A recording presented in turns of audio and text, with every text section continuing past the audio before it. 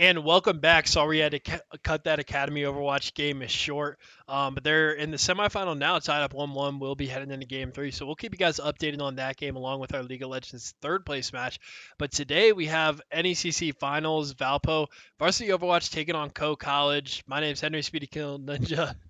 I'm Simon, also known as Sal Sushi. And I'm glad you're here because I've been struggling through the first broadcast. But before we get into this match, I do want to give a quick little promo to Valpo Day.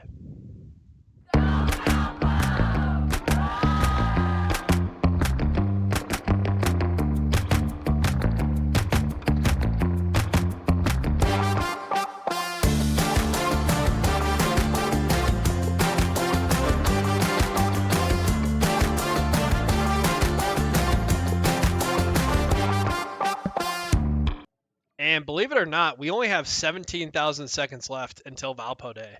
Yeah, I mean, I was there when it was 700,000, That's so crazy. I mean, like Which it's almost here. I think I set it to midnight, but I'm not actually sure. But Valpo Day is here. It's tomorrow, April 9th.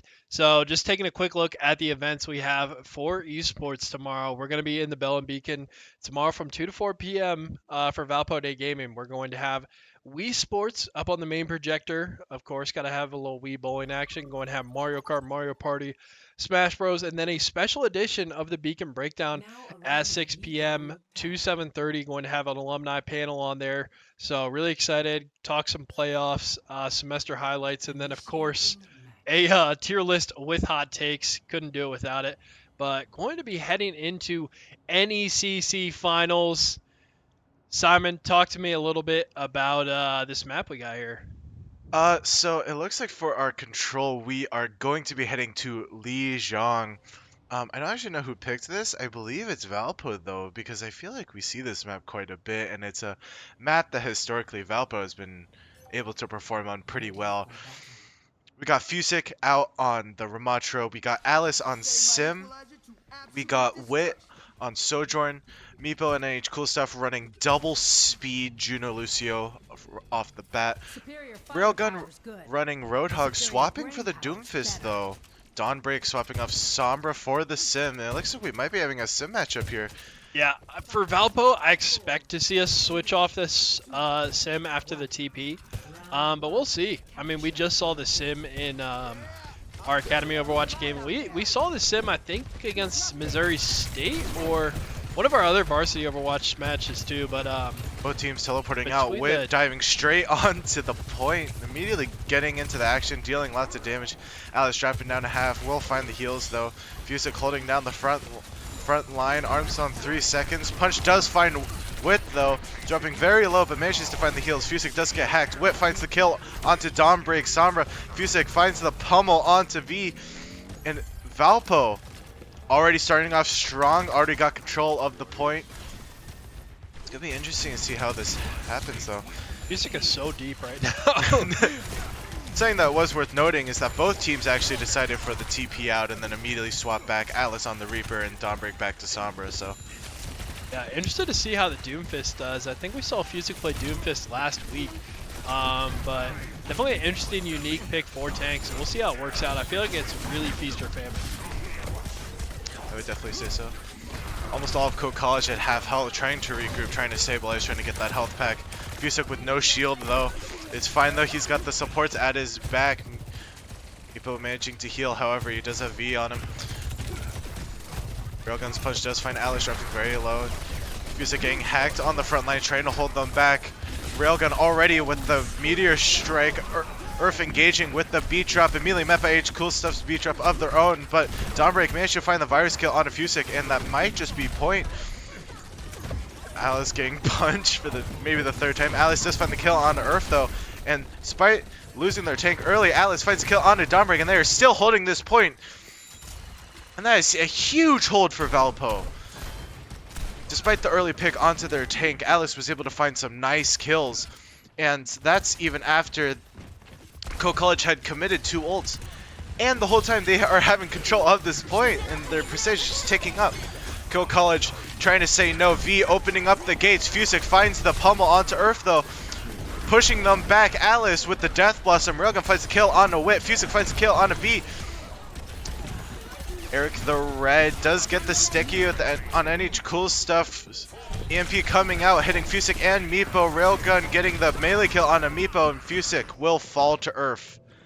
And Valpo finally losing control of this point. But that being said, they are still at 95%. Yeah, 95%. Looking really strong on this first point.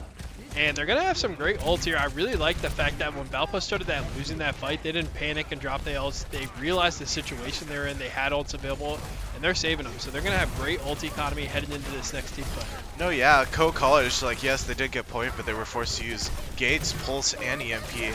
Alice finds an early kill onto Earth, and Valpo sees the opportunity. Meepo with the Ray, went with the OC, and Railgun's going to use Meteor Strike, trying to stall a little bit longer. Alice will finish them off though. Fusick fighting the pummel onto Dawnbreak. Meepo getting the kill onto Earth. It is the Annihilation. Fusick walking at V, just trying to make sure that they cannot get anything more. And that is going to be first point. And that is going to be a great start for Valpo, taking first point.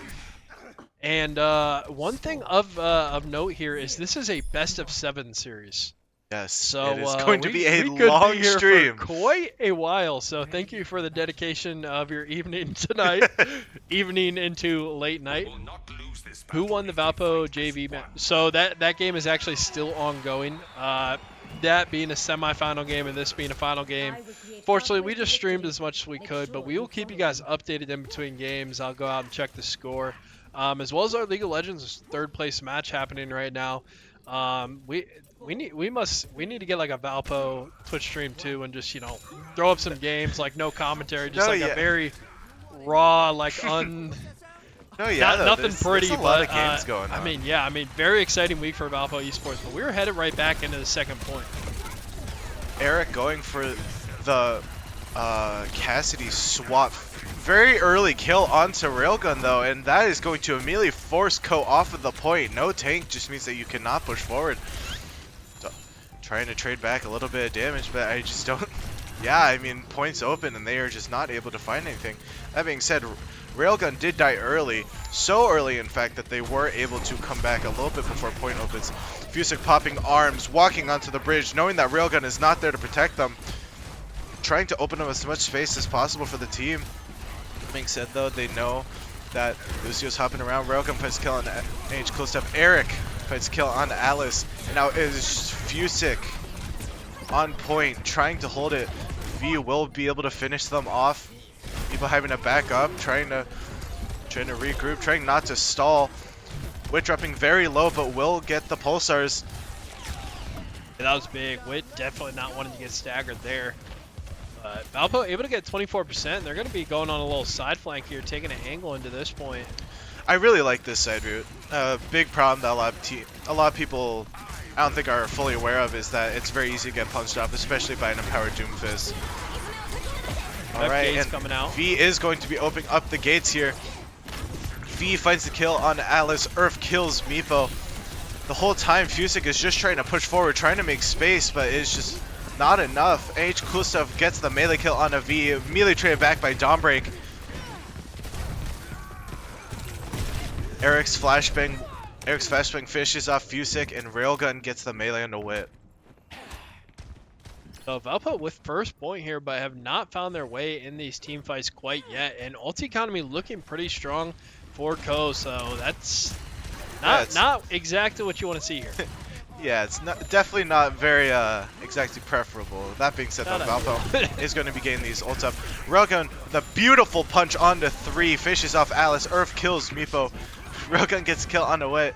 Fusick just executing, not wanting to be staggered. And that is a triple kill for Railgun. And looking like he's probably just a Doomfist OTP, because he's had some pretty strong plays on Doomfist already in this series. So yeah, you're able to cancel your leap into the punch, and it allows for some beautiful punch angles. Railgun going very deep, knowing that they have the Meteor Strike to get out here. That being said, Valpo is trying to push out. The High Noon coming out. Beautiful punch by Railgun, finding 3. Railgun fishes off, finds both of the supports Dawnbreak pops EMP, finds the virus kill on the Wit. Fusic is trying to push forward, but Earth pops the beat just so that they cannot touch. And now Fusic was able to get into overtime, but they were just not able to get to point. Every time Valpo tried to walk, Railgun was just there. Yeah, and with him having ult up and like the ability to play like the way you do, I mean, you see it in like a lot of games. When you have ult up, you can like play completely differently because you have that get out of jail free card. There's no like, you don't have to worry about the what do I do after I use this. It's just, regardless of how deep you are, you always have your way out.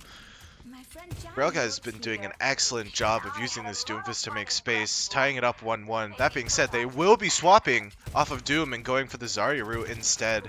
Thank goodness. Alice and Dawnbreak both swapping back to the Sim. I think it's just to, yeah, it looks like it's just going to be to TP out, and then Mia swap Alice going onto the Mei and Dawnbreak going onto Venture. I will say Doomfist is not too great on this, but it looks to be like a real problem on that second point. And I will say this series is going exactly the same as the Academy Overwatch series was, where they dominated first point, kind of got dominated second point, but Academy Overwatch was able to take that first game, so hopefully Varsity Overwatch can do the same here. Meepo will be starting off that well with a nice pick onto Lucio. So pushing forward, trying to find some space here. Venture will come out. Dawnbreak finds the kill onto Wit though, and they just to tie it up. That being said, Fusix, I forget what it's called. The area does get the kill onto Dawnbreak. Thingy. No, yeah. Fusix walking forward with arms, pummels Railgun. Pushing forward here, they have point. They're just trying to hold this space. And this is a really strong start for Valpo, but this is how second point started as well, so we will have to see.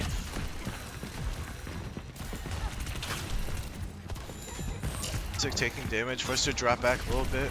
Railgun using bubbles, trying to get that charge as much as they can. Fusix puts the shield up, dancing around it. Zarya relatively high charge. Alice gets the headshot icicle onto Dawnbreak. Wit asserts McCree dominance, getting the kill onto Eric. And just yeah, sorry about that at this mid. We're on a 3-minute delay, but we will get you that score right after this game. But Valpo up to past 50% now and having pretty good ult economy, going to have the freeze and the Fusey ult available.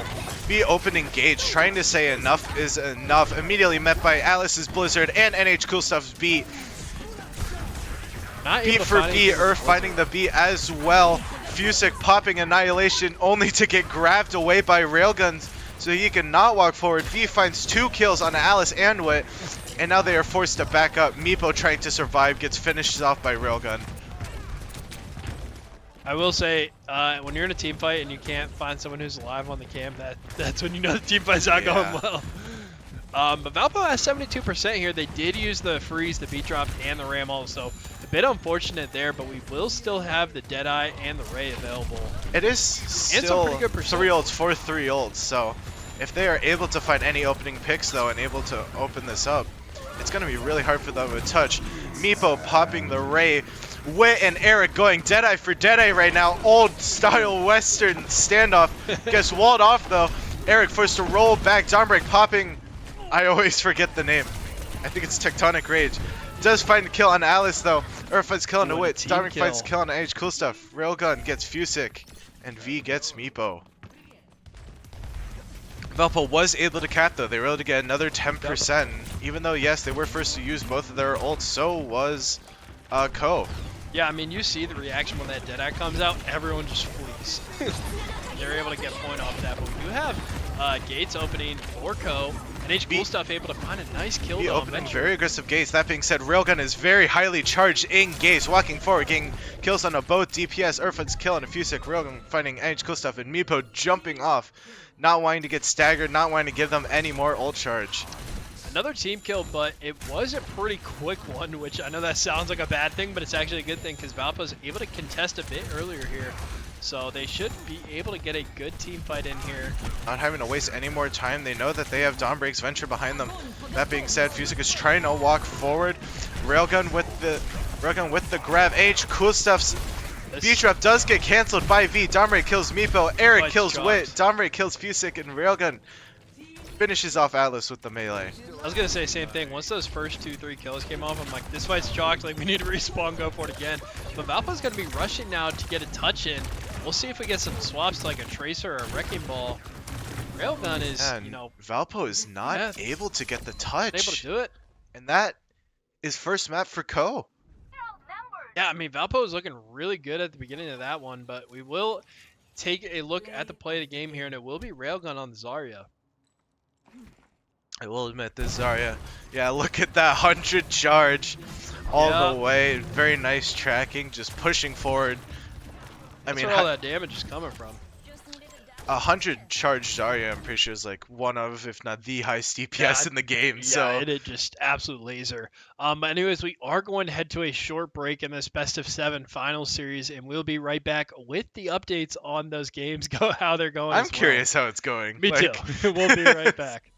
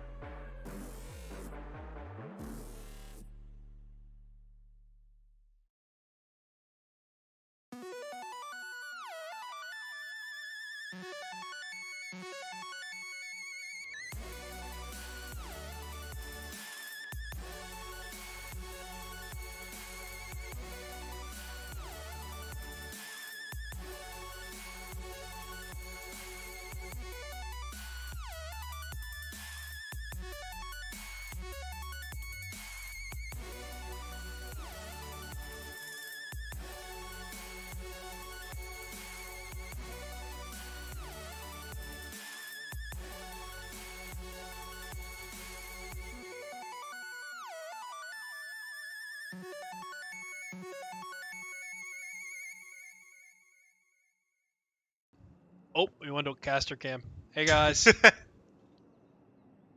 We come bearing an update for the Academy Overwatch game. They're up 2-1 now in a best of 5 semifinal NECC series, and it looks like they're off to a good start in game 4. So we'll keep you guys updated. So All right, for the payload map though, we will be going to Circuit Royale. and I feel like this is a good map for Valpo. We will see the Sigma, which I feel like Fusic has a pretty darn deep pocket as far as tanks go, and Sigma is quite good on Circuit Royale, so we'll probably see that on this first point on both sides. But the story of this game so far is Railgun. I mean, absolute beast on Doomfist and the Zarya. So we'll see how the Malga goes, but if I know our tank Fusic, I mean, he's gonna come back with vengeance, and he's not gonna let a tank diff happen. Oh yeah, it's gonna be interesting though. Oh, pause coming out. We're going to head to the caster cam real quick as we mouse issue. Okay, so it should only be a little bit here. But taking a look at these comps so far, for Valpo, we have the Sigma like we talked about. We also have the Mei and the Sojourn. How did you pronounce it? Sojourn. Oh, does it have an R in there? I always called it Sojourn. I really like this team comp just because you have enough. You have the poke, you have the Mei wall to cut off the tank. That being said, though, it is going to be Railgun on Malga, Dawnbreak on Bastion, and Eric on Pharah. So it is going to be just a very heavy damage lineup. Not to mention, and we will see an immediate swap to the Sigma after they spotted out Fusic there. Deciding that was not a good matchup. That being said, there's still very high damage, plus the fact that they had the Discord as well. That is nice being on attack on circuit. Well, any payload map is that you can just walk back in and swap if you don't like it. You see them immediately, you're able to just call it out. Railgun dropping down to half.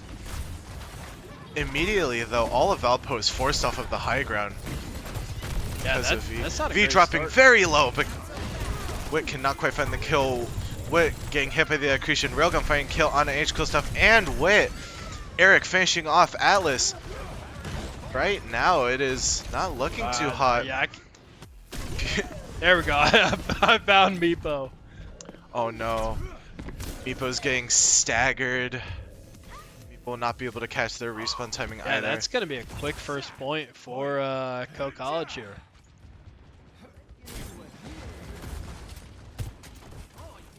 Wow, just such a dominant performance by Co so far. Yeah, I mean, those rocks are really what's doing it there.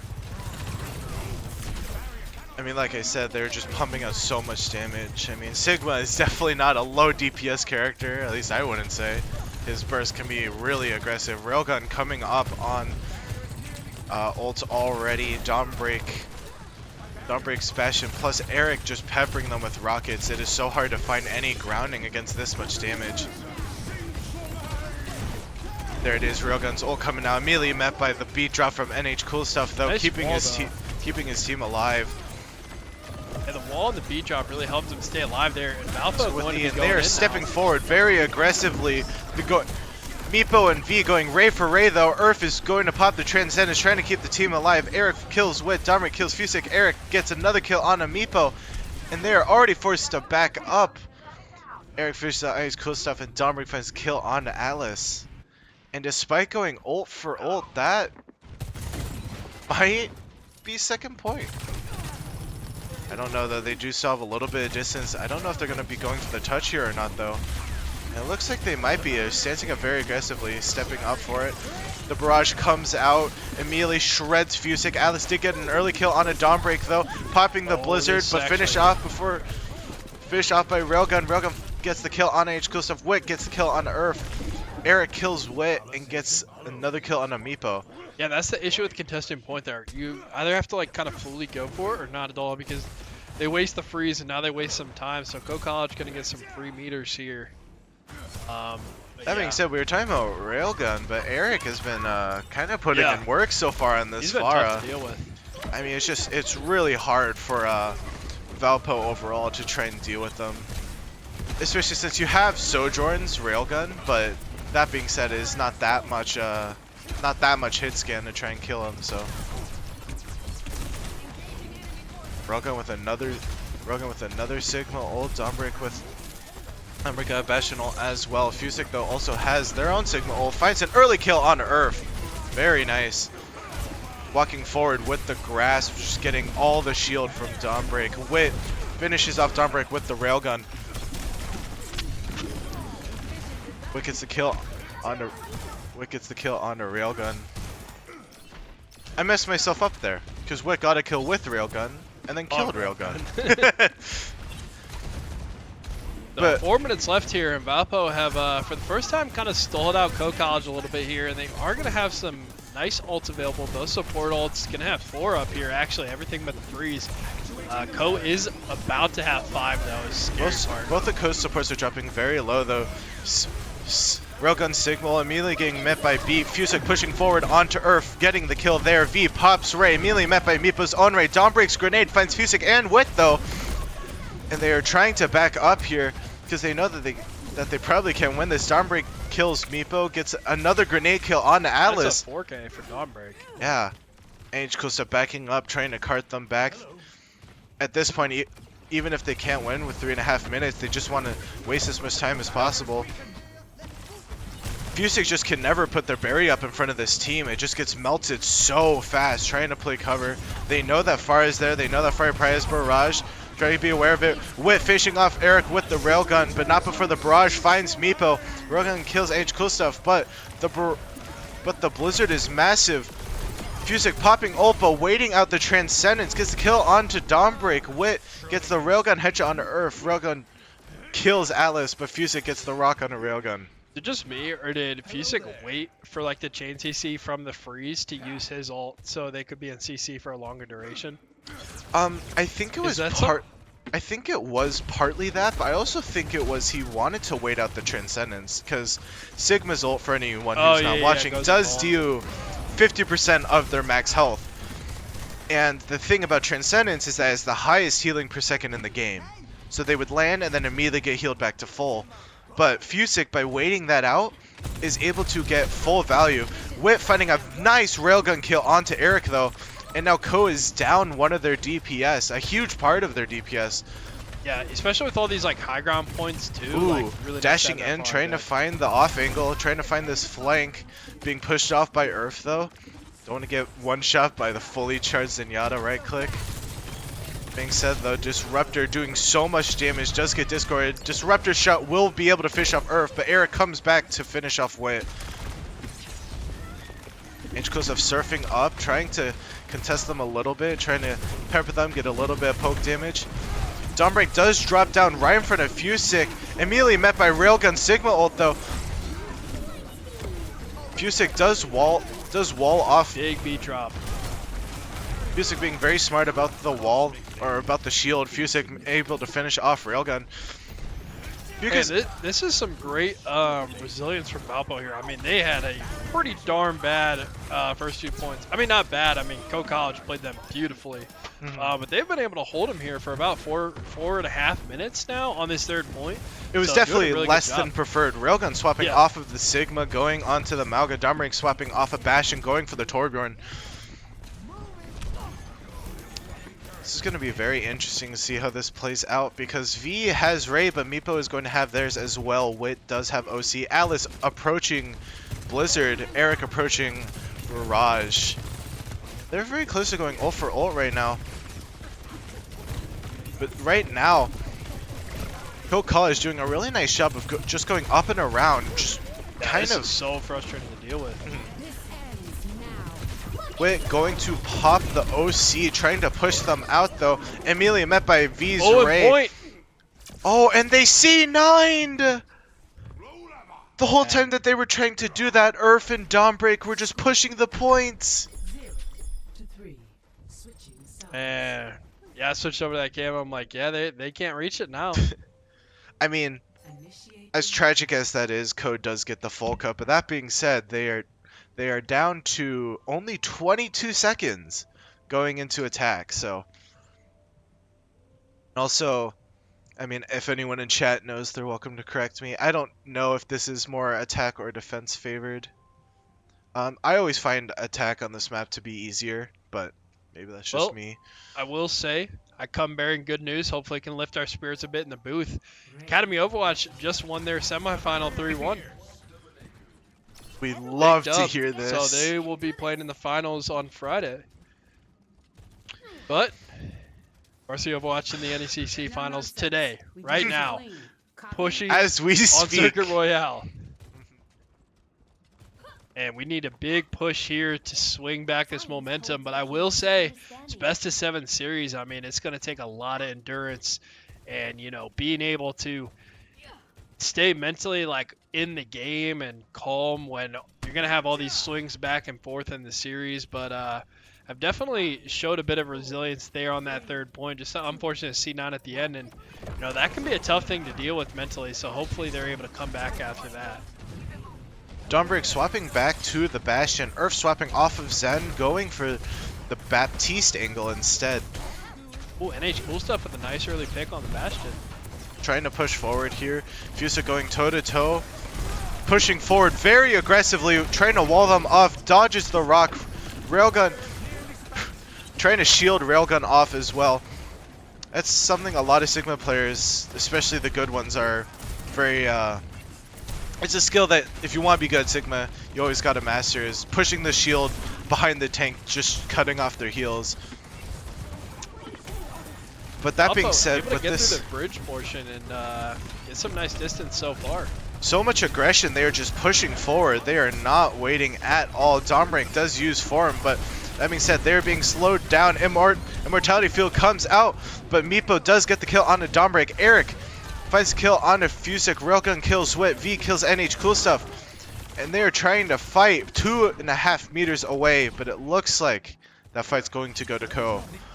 That being said, though, they have almost 3 minutes and are just a few meters from the checkpoint. So yeah, plenty of time to work with here. Although they are behind pace, technically, Co College spent so much time on that third point that Valpo does truly have some time to work with here. Railgun's been pumping out so much damage though that they already have ultimate, so it is something that you will have to be conscious of. A very early pick from Railgun onto NH Cool Stuff, and Co College is going to push forward with this, trying to deal as much damage as possible. Let's see if the freeze comes out here. Dawnbreak gets the grenade kill onto Meepo, trying to walk away as they are pushed back to spawn, trying not to get picked. Railgun does get the kill onto Fusic though, forcing Fusic to stagger, wasting seconds. And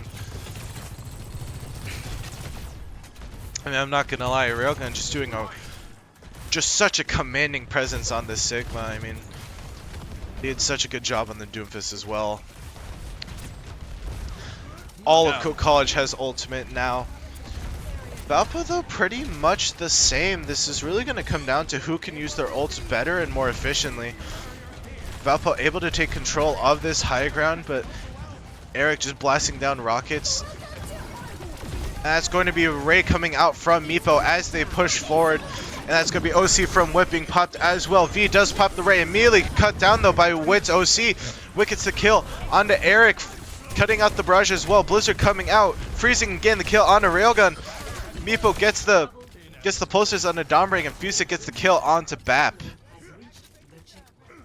And despite all that chaos, the parade of ultimates, Valpo is actually up ults. Valpo used 3 and Co used 4, and they are still able to reach the first checkpoint. 3.5 minutes. That's big. It's huge. Yusuf pushing forward, trying to keep as much space here as possible. Being said, V's ring does come out, trying to push forward. Eric is just going uncontested right now, doing so much damage. Dominic pops form and just absolutely melts Fusik's shield. Grass coming out from Railgun and Fusik. It's just kind of a Sigma standoff. Irf's window is going to be popped. Fusik immediately greeting that with their own ult though. Finds Railgun and Dawnbreak dropping very low. Alice able to finish off Dawnbreak. Immortality not able to reach. NECC Kustav managing to get the kill onto Irf. They're able to hold the beat drop. Yeah. And even despite all of this, Valpo has managed to push into this third point with 4 minutes. Beautiful wall by Atlas trying to cut it off, but Dominic pops form and just melts the wall, giving Railgun an escape route. Railgun gets the kill onto Alice, and now they are trying to disengage, trying to regroup a little bit. Fusik pushing high ground, gets the kill onto Eric. This is a very interesting place to be. Especially as the tank. Yeah, Fusik in kind of a flank route, but NECC Kustav is going to amp speed, able to get Fusik out, and they are able to regroup. 3:20 left here. They have 3 minutes to get this full push to have an advantage. Well, they do have 3:15 just to get to overtime. But we'll have 3 ults, both support ults available versus 3 ults of Co College. That's going to be Railgun's ult. Does find 2, lifts up Wit and Meepo. NECC Kustav does drop the beat, but not before Wit. Wit falls to Dawnbreak. I'm going to have to invest the beat drop just to keep a couple members alive, but we'll just buy some time for Alpha to regroup here. I may have said it before, I'll just keep saying it. Dawnbreak on Bastion and Eric on Pharah. That is just so much damage for you to try to deal with. Drops. Both teams do drop right. Eric uses the barrage, doesn't find anything though. Irf pops window. Dawnbreak finds the kill onto Meepo. Wit gets the disruptor kill onto Railgun. Fusik kills Eric. Why they play this high ground, man, it's just so abnormal to what we typically see from teams. It is, but I mean, I'm not gonna lie, they are playing it extremely well. Yeah.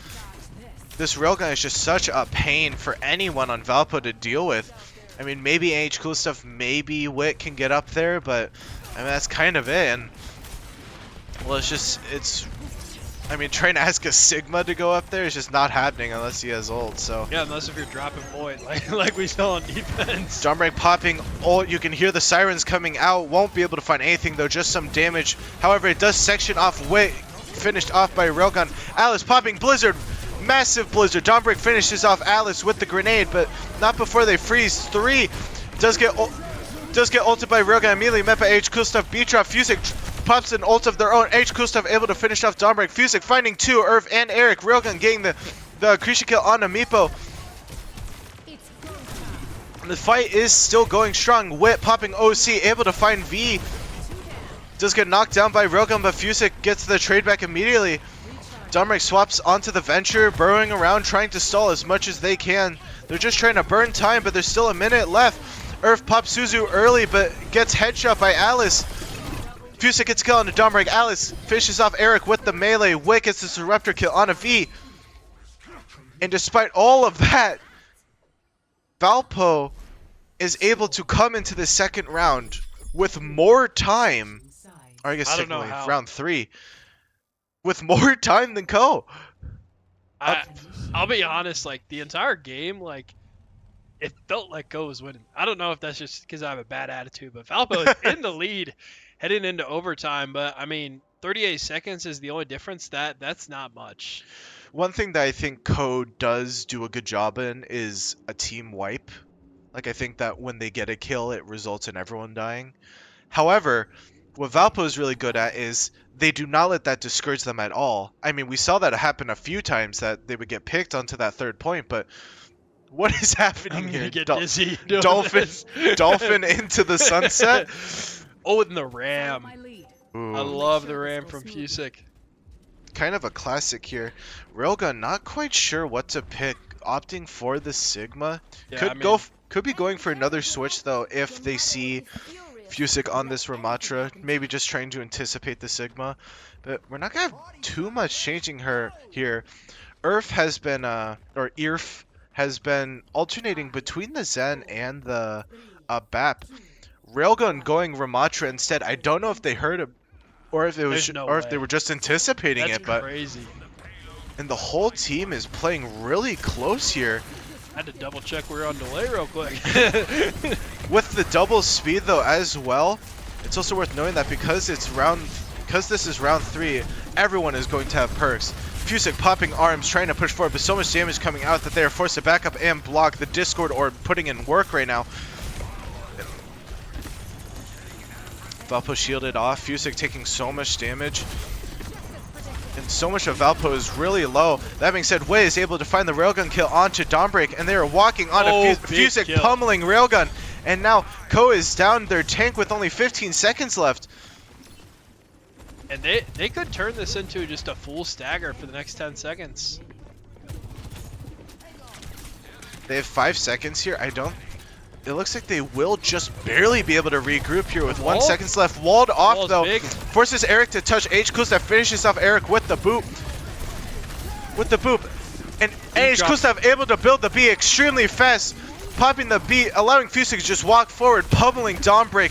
The Vortex coming out, slowing them. Alice getting the kill on a V, but Irf able to find Fusick and Alice. Railgun walking forward with Annihilation, able to find H. Kustav, Meepo, and Meepo. Eric getting the kill on a Wit. And that's a team kill in overtime. Really unfortunate. Valpo almost had an incredible hold on defense, but just at the end there, I mean, honestly, with the Ramel and then the Zen finding some big kills, and Zen going to have ult available. Valpo investing beat drop there. Going to have their Ramel up pretty soon here. Now that being said, even though that they did get team killed, it is absolutely massive that Ko was not able to full cap off of it, and now Valpo is going to be coming into this with ult advantage. Yep. Very interesting to see how they play this. Wit popping OC early, dropping Eric extremely low. Half healthing Railgun, and that's going to be Ray. Wit able to find the kill onto Railgun. Fusick pummeling Dawnbreak. Irf getting the kill onto Wit. Fusick still just walking forward, able to kill V. Alice find the kill onto Irf. And even though Eric was still alive, they were not able to touch. Strong defense there from Valpo. If they were able to get that initial hold, it would have been incredible defense. But they have put themselves in a great spot here on attack. I just need to execute. And, you know, you have the extra 38 seconds too.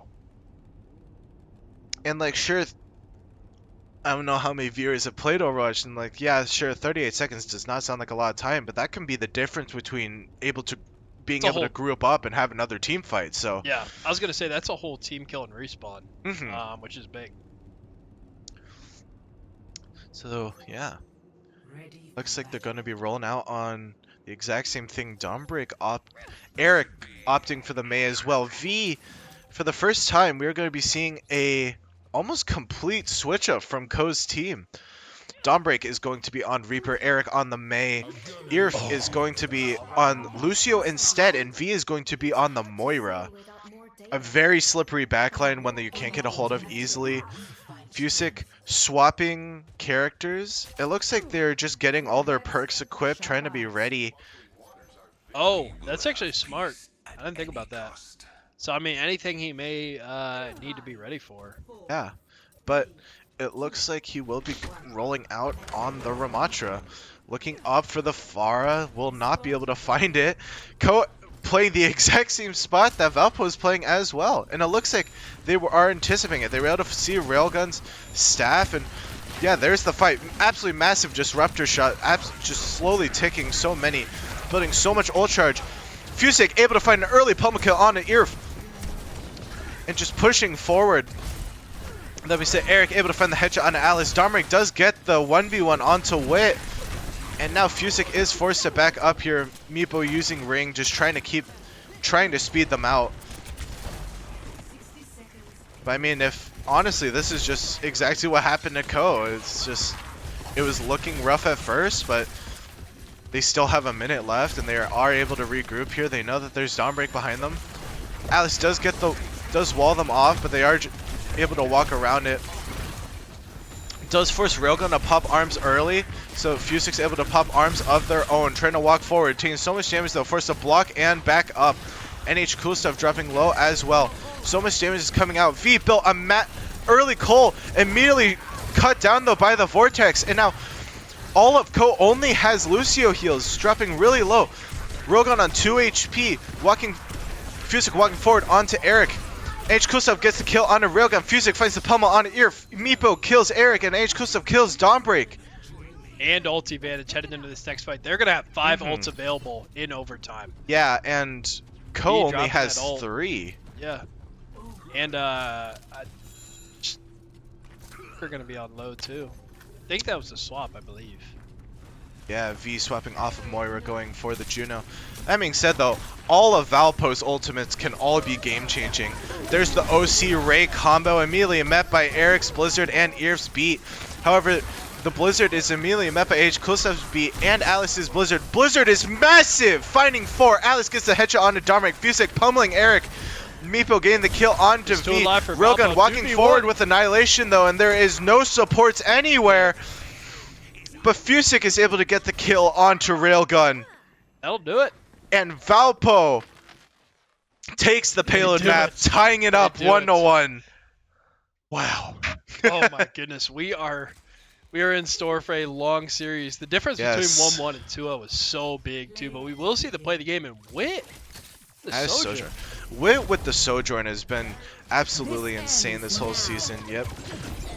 Classic with the Ray overclock combo is just able to one-tap V even through the Ray, gets kill on Eric and melts Railgun. Man, oh man. And the one thing that I thought was crucial about that last team fight is their ults, they have this mentality of use them or lose them. They popped their ults very early in that team fight, and they had 5, and they were able to get full value out of all of them. And we had that 2v1 at the end, and I'm sweating. I'm like, Railgun, don't do it again, man. But I mean...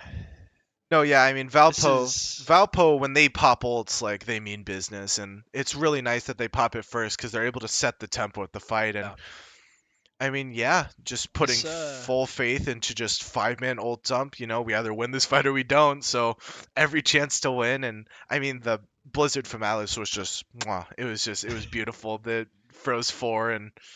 This finals game is delivering so far. Yeah, so, it is. Kind of a crazy finals so far, but... We're going to head to a break, but make sure you guys tune in. We'll be right back with Game 3 of this Best-of-7 NECC Finals.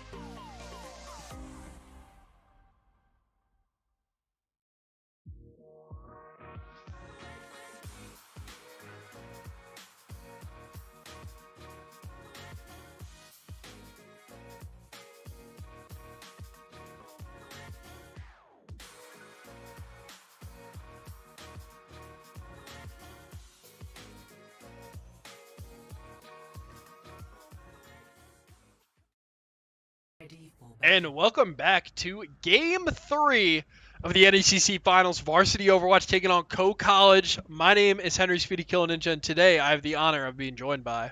What's up, guys? My name is Simon, also known as Sal Sushi. What's your favorite kind of sushi? My favorite? Oh, I don't know. Despite my name, I actually haven't had that much sushi, and I'm low-key sad about it. Like California anymore. roll? I don't actually California eat rolls are sushi. good. I just heard those are good. You have the Zarya coming out for both teams, actually. So Zarya ditto. Railgun, quite a good Zarya player, and Eric. matching Zarya with Zarya, not too bad. About a 50-50 matchup, I'd say. True. Oh, Meepo getting caught out early. Early headshot by Dawnbreak. Torbjorn shots just steal so much damage. Dawnbreak getting another kill on the wit. And Fusick having so much charge, but already forced to back up so far. I was gonna say Meepo off of Juno and on Kiriko, their resident main. NECC stuff sticking with the Lucio. They know what they like.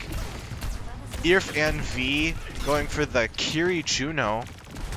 And Zarya Ditto is going to be very interesting. Wicking a nice early kill on Irf though.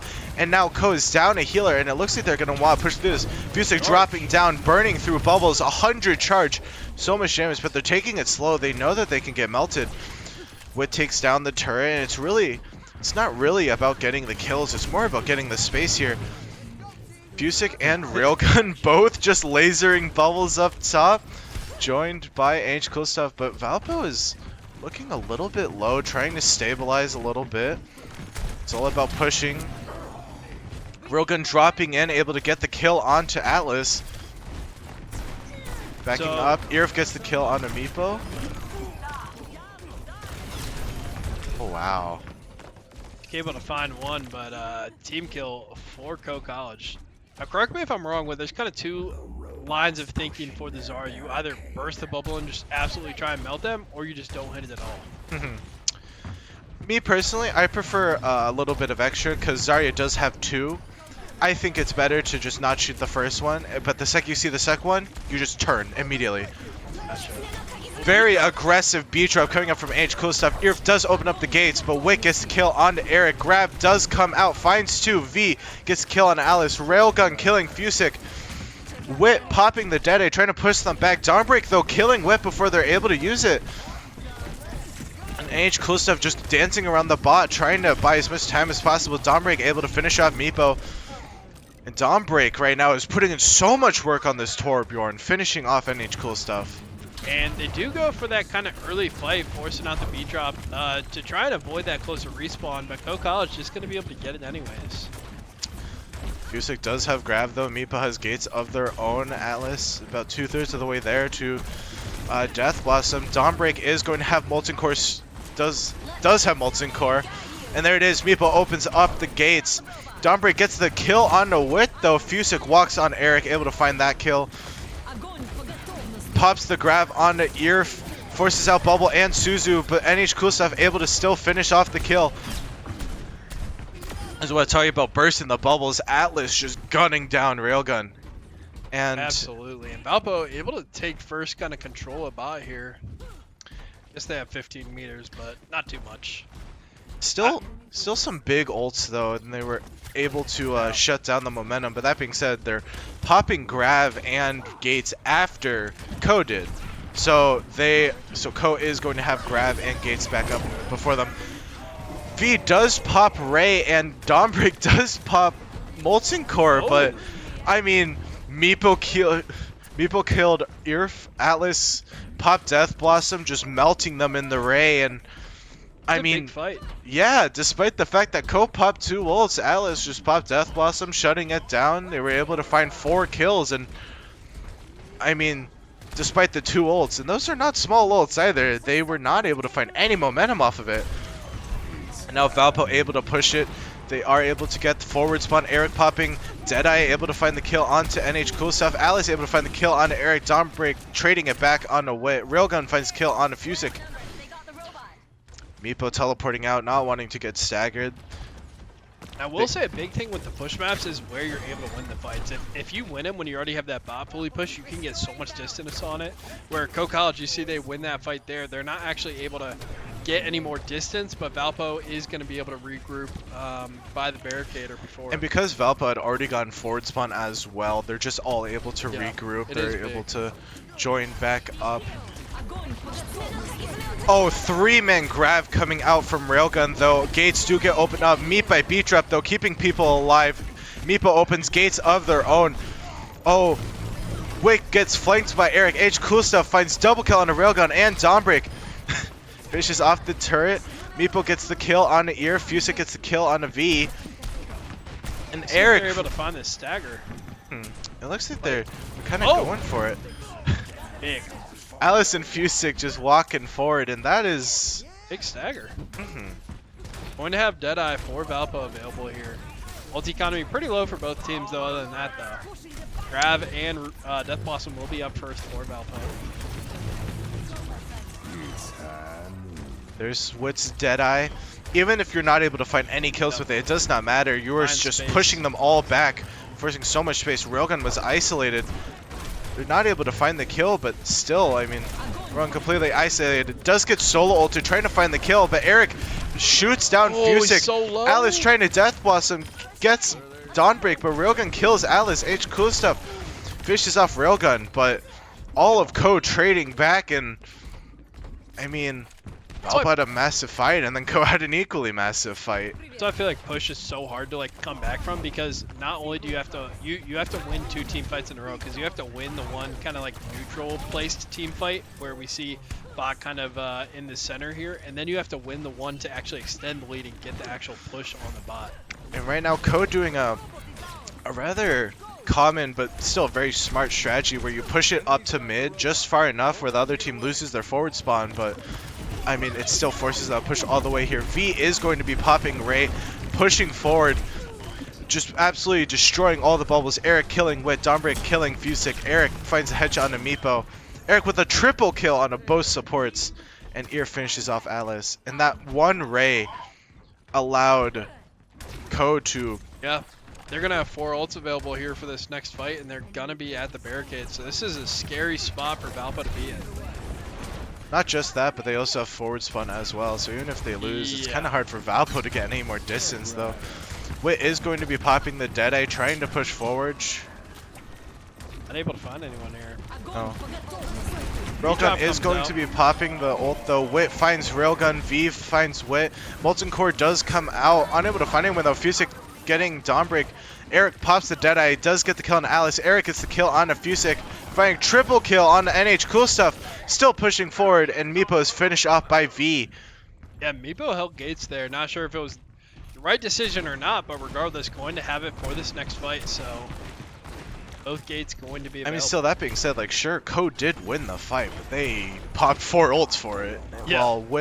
While all that was used was Wit's Deadeye, but with the perk that refunds 40%, Wit already almost has another, and that's actually a crazy perk. No, yeah, How did I not know about that one? Railgun does jump up though and find Swit. The key thing about that Deadeye perk though is it's only if the full duration is used and not. Oh, gotcha. You can't use it, you can't cancel it, you have to just sit there. That's why it's so good at just isolating space, because you can have uptime that's just not normal. Alice, oh, dropping down to 20 HP, able to find the TP out. Death Blossom is here. As soon as they see Railgun, they just pop it. The Bubbles and Suzu do come out though. Wit able to find Eric and Irf. Railgun kills himself off a right click, and Meepo gets a kill on a V. Wit holding forward, does get the stagger onto Dawnbreak though. Oh, the turret. I was like, where is he getting shot from? And that's another perk we see from Torb. He can just put his turret anywhere. The sticky turret increases throw range, and kind of like a Symmetra turret, it just sticks to anything and everywhere. And on maps like this, where there are tall buildings, it can just be the biggest pain in the ass sometimes. Irf opening up the gates, pushing forward. Railgun finds a kill on a Fusic. Wit popping the Deadeye, trying to push them back. Finds a kill on a V and Irf. And now Code does not have supports, but they are pushing forward. Eric finding Wit. Railgun getting the double kill on a Meepo and Alice. And NH Cool Stuff, it looks like just looking to die with the team. Take him, yeah. Eric finishes off NH Cool Stuff, but they are able to regroup. Gonna be tough, but Valpo gonna need to play near flawlessly for the rest of this push map. And with the forward spawn, I mean that means they probably gotta win 2 fights in a row here in OT. 2 or 3 probably. Yeah. But I mean, I've seen crazier things. Yeah. Go is going to have 3, almost 4 ults available here. Valpo going to have the grab and the beat drop. Open Railgun is going to solo ult, immediately met by Fusik's own grab, able to find ear. V did get Alice though with the pulsars. Ray coming down, Molten Core coming out as well, burning NH cool stuff. Railgun finding Meepo, Fusik getting Dawnbreak, Wick getting other McCree and V, but Railgun is still able to find both of the kills. And game 3 is going to Co on New Queens. And appreciate the sub there from Jank. Oh. Big shout out to Jank, but we'll have a Railgun on the Zarya for Play the of game the here. game.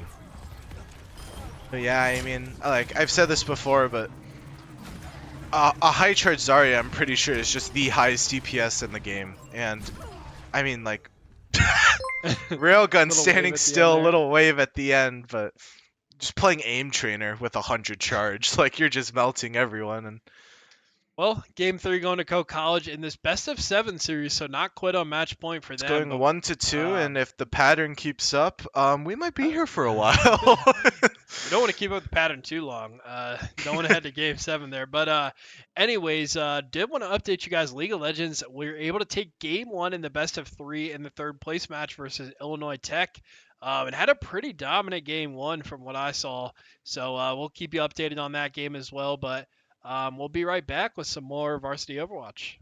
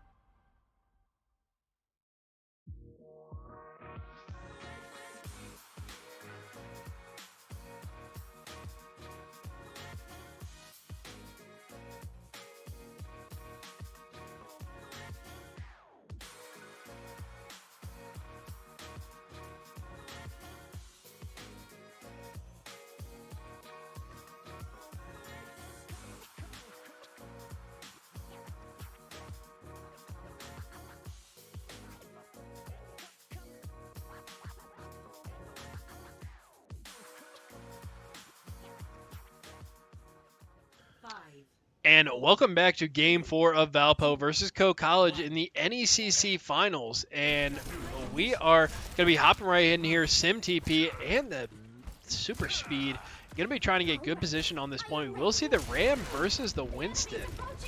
Running double speed Ramatra. Railgun pulling out the Winston for the first time. Dawn Break back on the Venture, something we got a glimpse of on Li Zhang. I'm not going to lie. At least, like, personally, I think Co's College Team Cup is really annoying. Oh, but the my Winston goes down god, early, but and they... that's going to be super big. Yeah, Valpo just immediately turns onto the Winston, immediately melting. He doesn't swap. Fusic just walking forward. They know that they have space, and they're willing to take as much as they can. Double speed on Flashpoint. Surabasa, especially, really strong. Ooh, H. Dawn Break Gustav does going get a down, though. kill onto H. Gustav, though.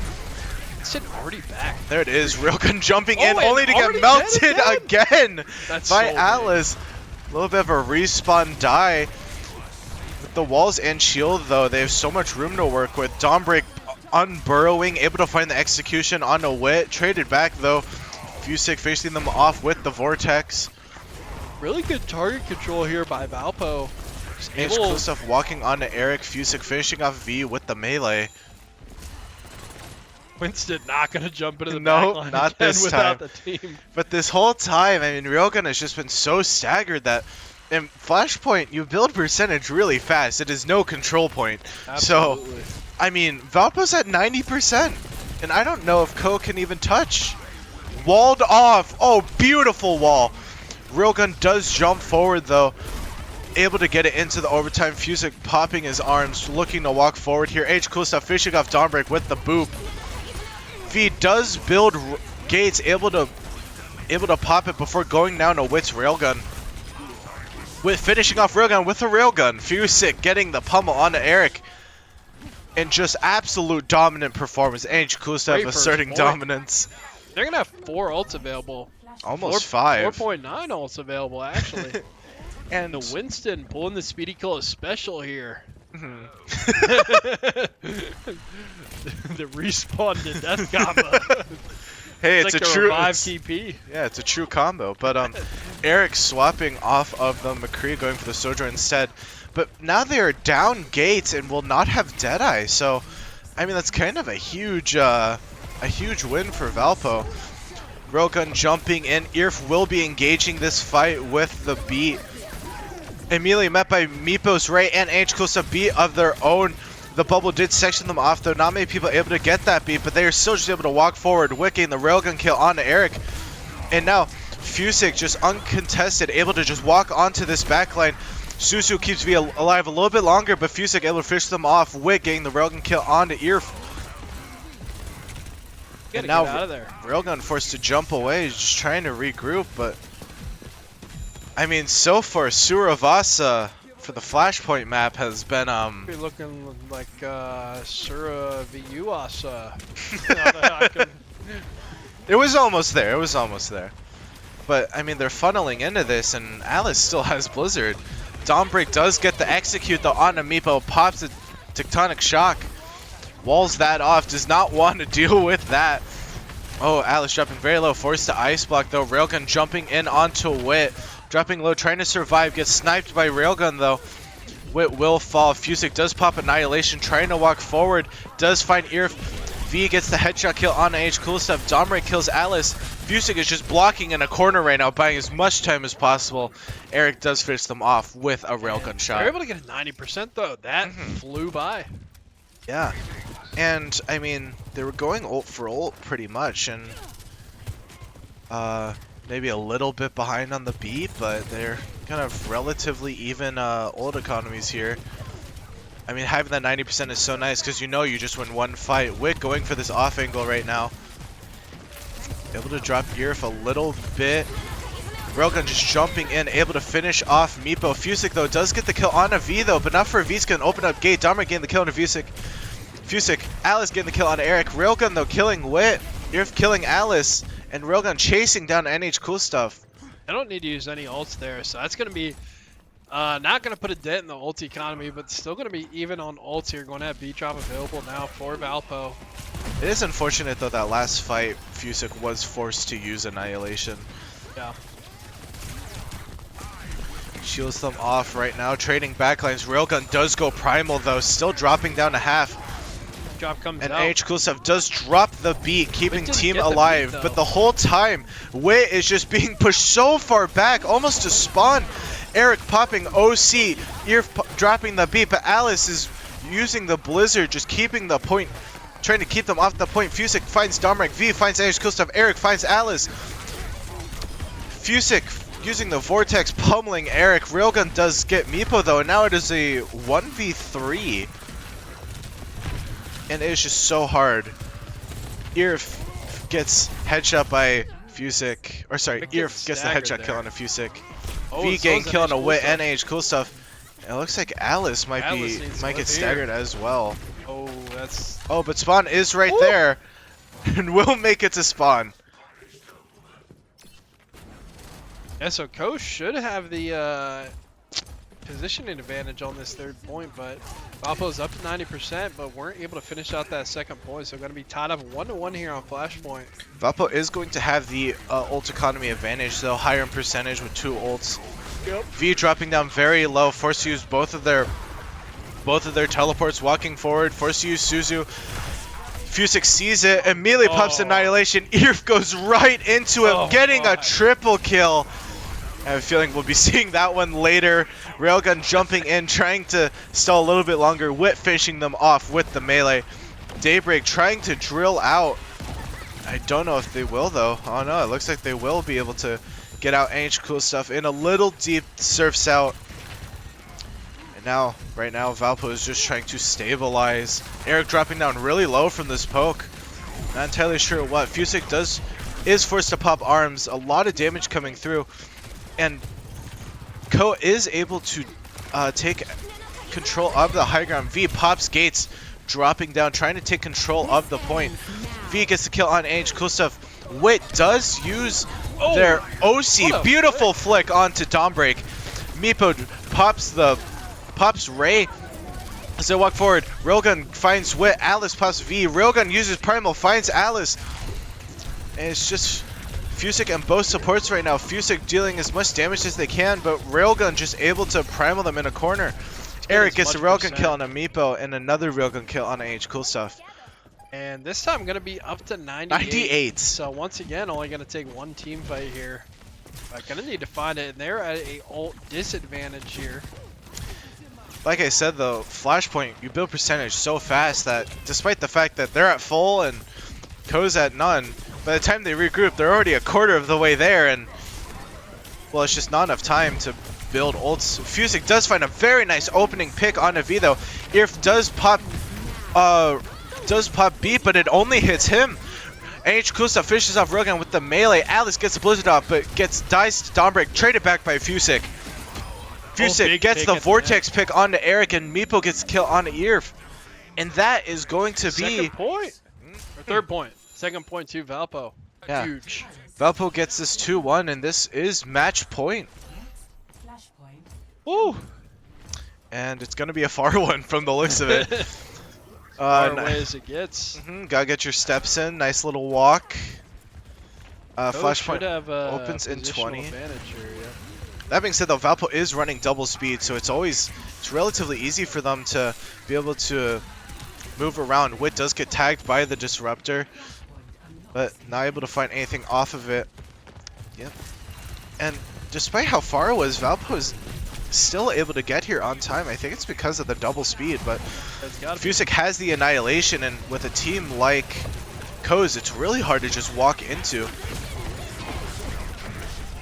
And Dawnbreak is going to be playing the Tectonic Shock, but Fusick uses the pummel, able to find the kill. Walking forward, just such a commanding presence on point. Beautiful wall by Atlas. And NH Cool Stuff is going to drop the beat just to close out the fight. Great first fight there on the 4th point here at Saravasa. And the whole time as well, they are still up. Ults, Fusick has Annihilation, Wit is going to have OC, Meepo is going to have Ray. While all of Ko is really half. These walls from Alice have been really nice so far though. Fusick walking forward with arms, NH Cool Stuff surfing around. Wit is able to find the Railgun headshot on Irf. A really nice early kill, and Valpo is dealing so much damage to Ko. Health bars, almost all of them dropping down to half. Ear is respawn, but it is still Lucio, so we'll still be able to get back relatively fast. V does get gates, but Alice is about to have Blizzard as well.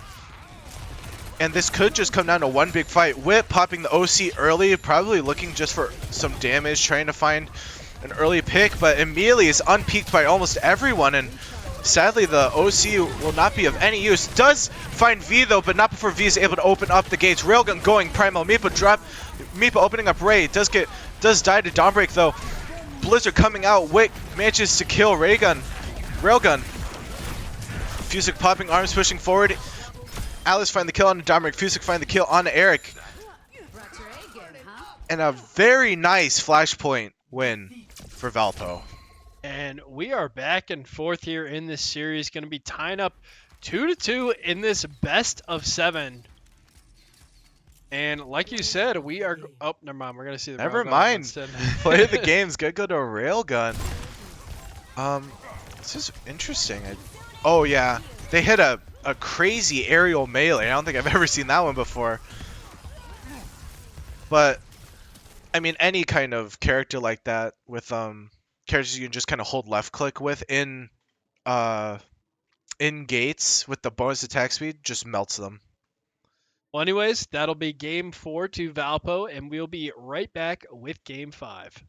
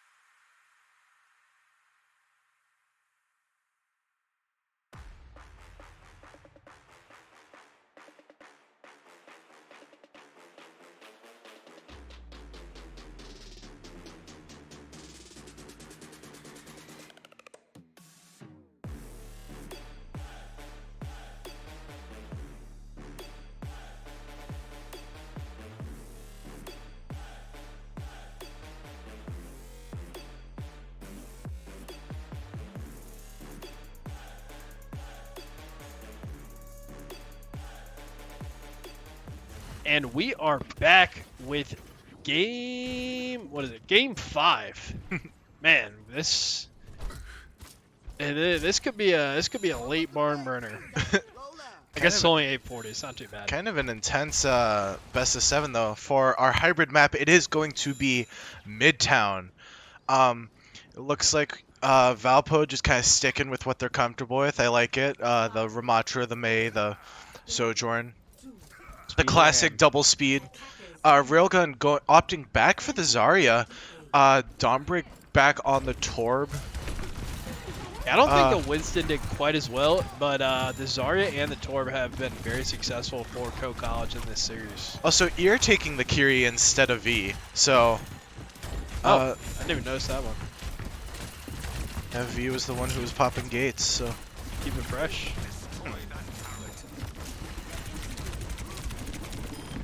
Little intermission, just got stopped to break the turret. Dawnbreak getting a random headshot on the wit though.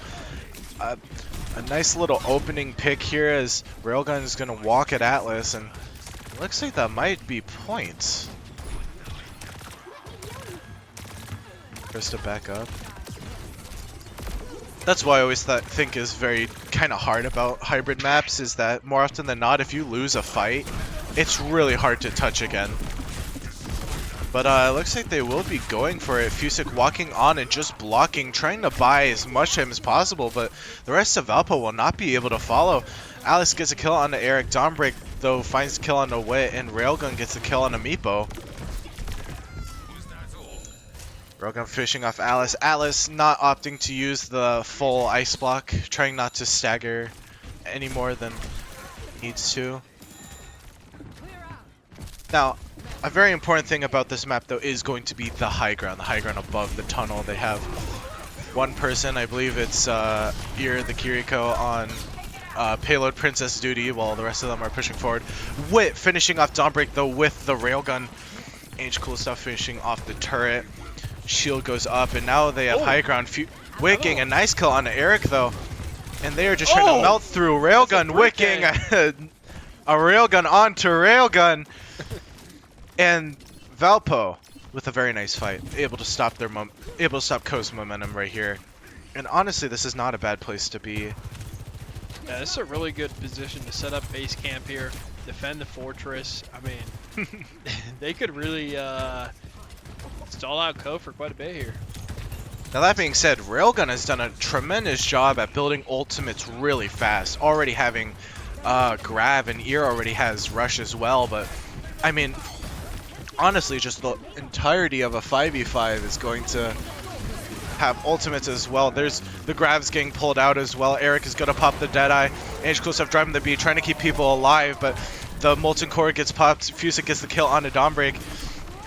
Hey, we got a quick substitution right here in the caster booth. Welcome everybody. Although Atlas does fall here, I'm your co-host Diadem. I'm here with my host Sal Sushi here, hopping in the last second sub after League of Legends took the 3rd place. So we're moving in really quickly, right? Obviously, pushing on point. Got 4 ults up for here for Valpo.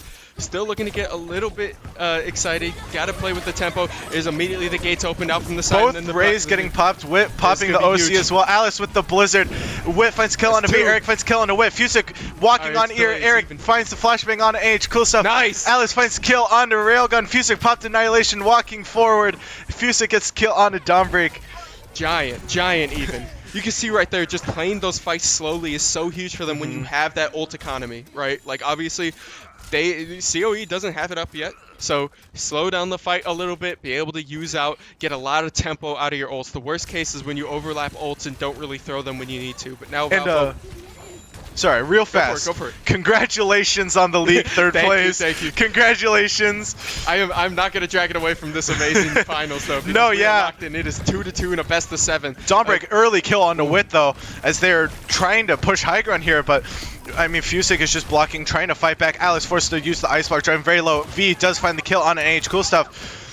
So Fusick, I mean, still walking on the side. You're immediately going to drop him. That's probably going to be checkpoint right there if Alpha just gets pushed back. Those kind of early headshots from Sojourn just makes us so dangerous in these long sight lines that you have that if you could just not, you can dodge those kind of picks before fight. I think Valpo has a better team fighting comp right now.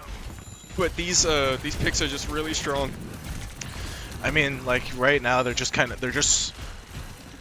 one thing I've noticed is that Railgun, especially with this first perk, it gives you self knockback on your right click. It allows you to jump up to places you just normally couldn't reach, and he's just very aggressive with it. Fusik pushing forward, trying to cut off the healing from Railgun. Really good change. Walled off. Railgun does find the grab, does find cool stuff, or NH cool stuff, but Alice immediately trades it back with the kill on the Railgun. And now that Code does not have a tank, they're just able to walk forward here.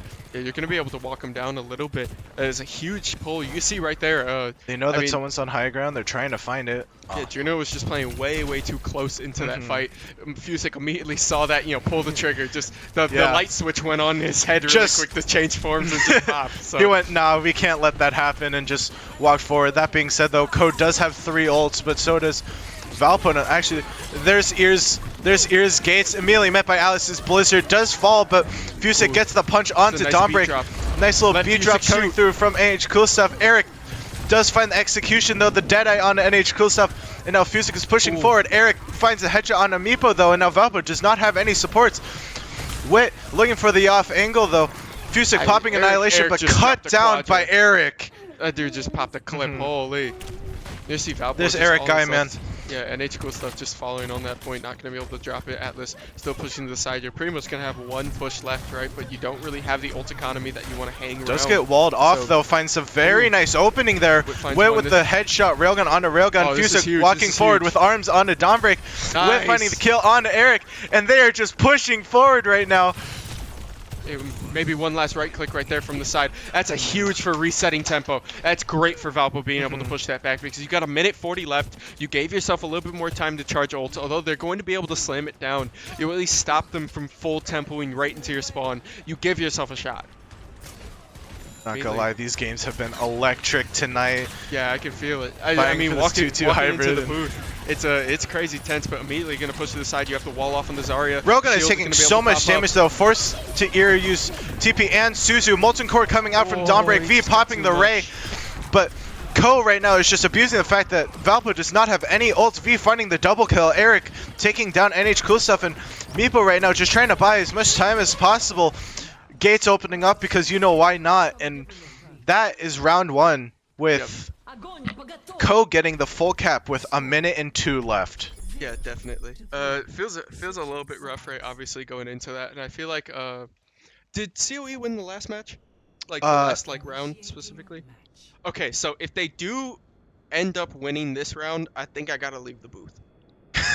I think I gotta get out. I cannot be cursing them on their finals game, but no. No, it has been for Valpo. It's been loss win. So okay, wait. Yeah. Wait, hold on. So actually, if they lose this, I think it's just tradition. But okay, true, yeah, actually. Okay, now we gotta lock in though. But Valpo, hopefully taking a little bit more tempo off. I want to see what they want to go with this comp. Have they kind of been playing the same comps most of this day? So because this has been a pretty comfortable.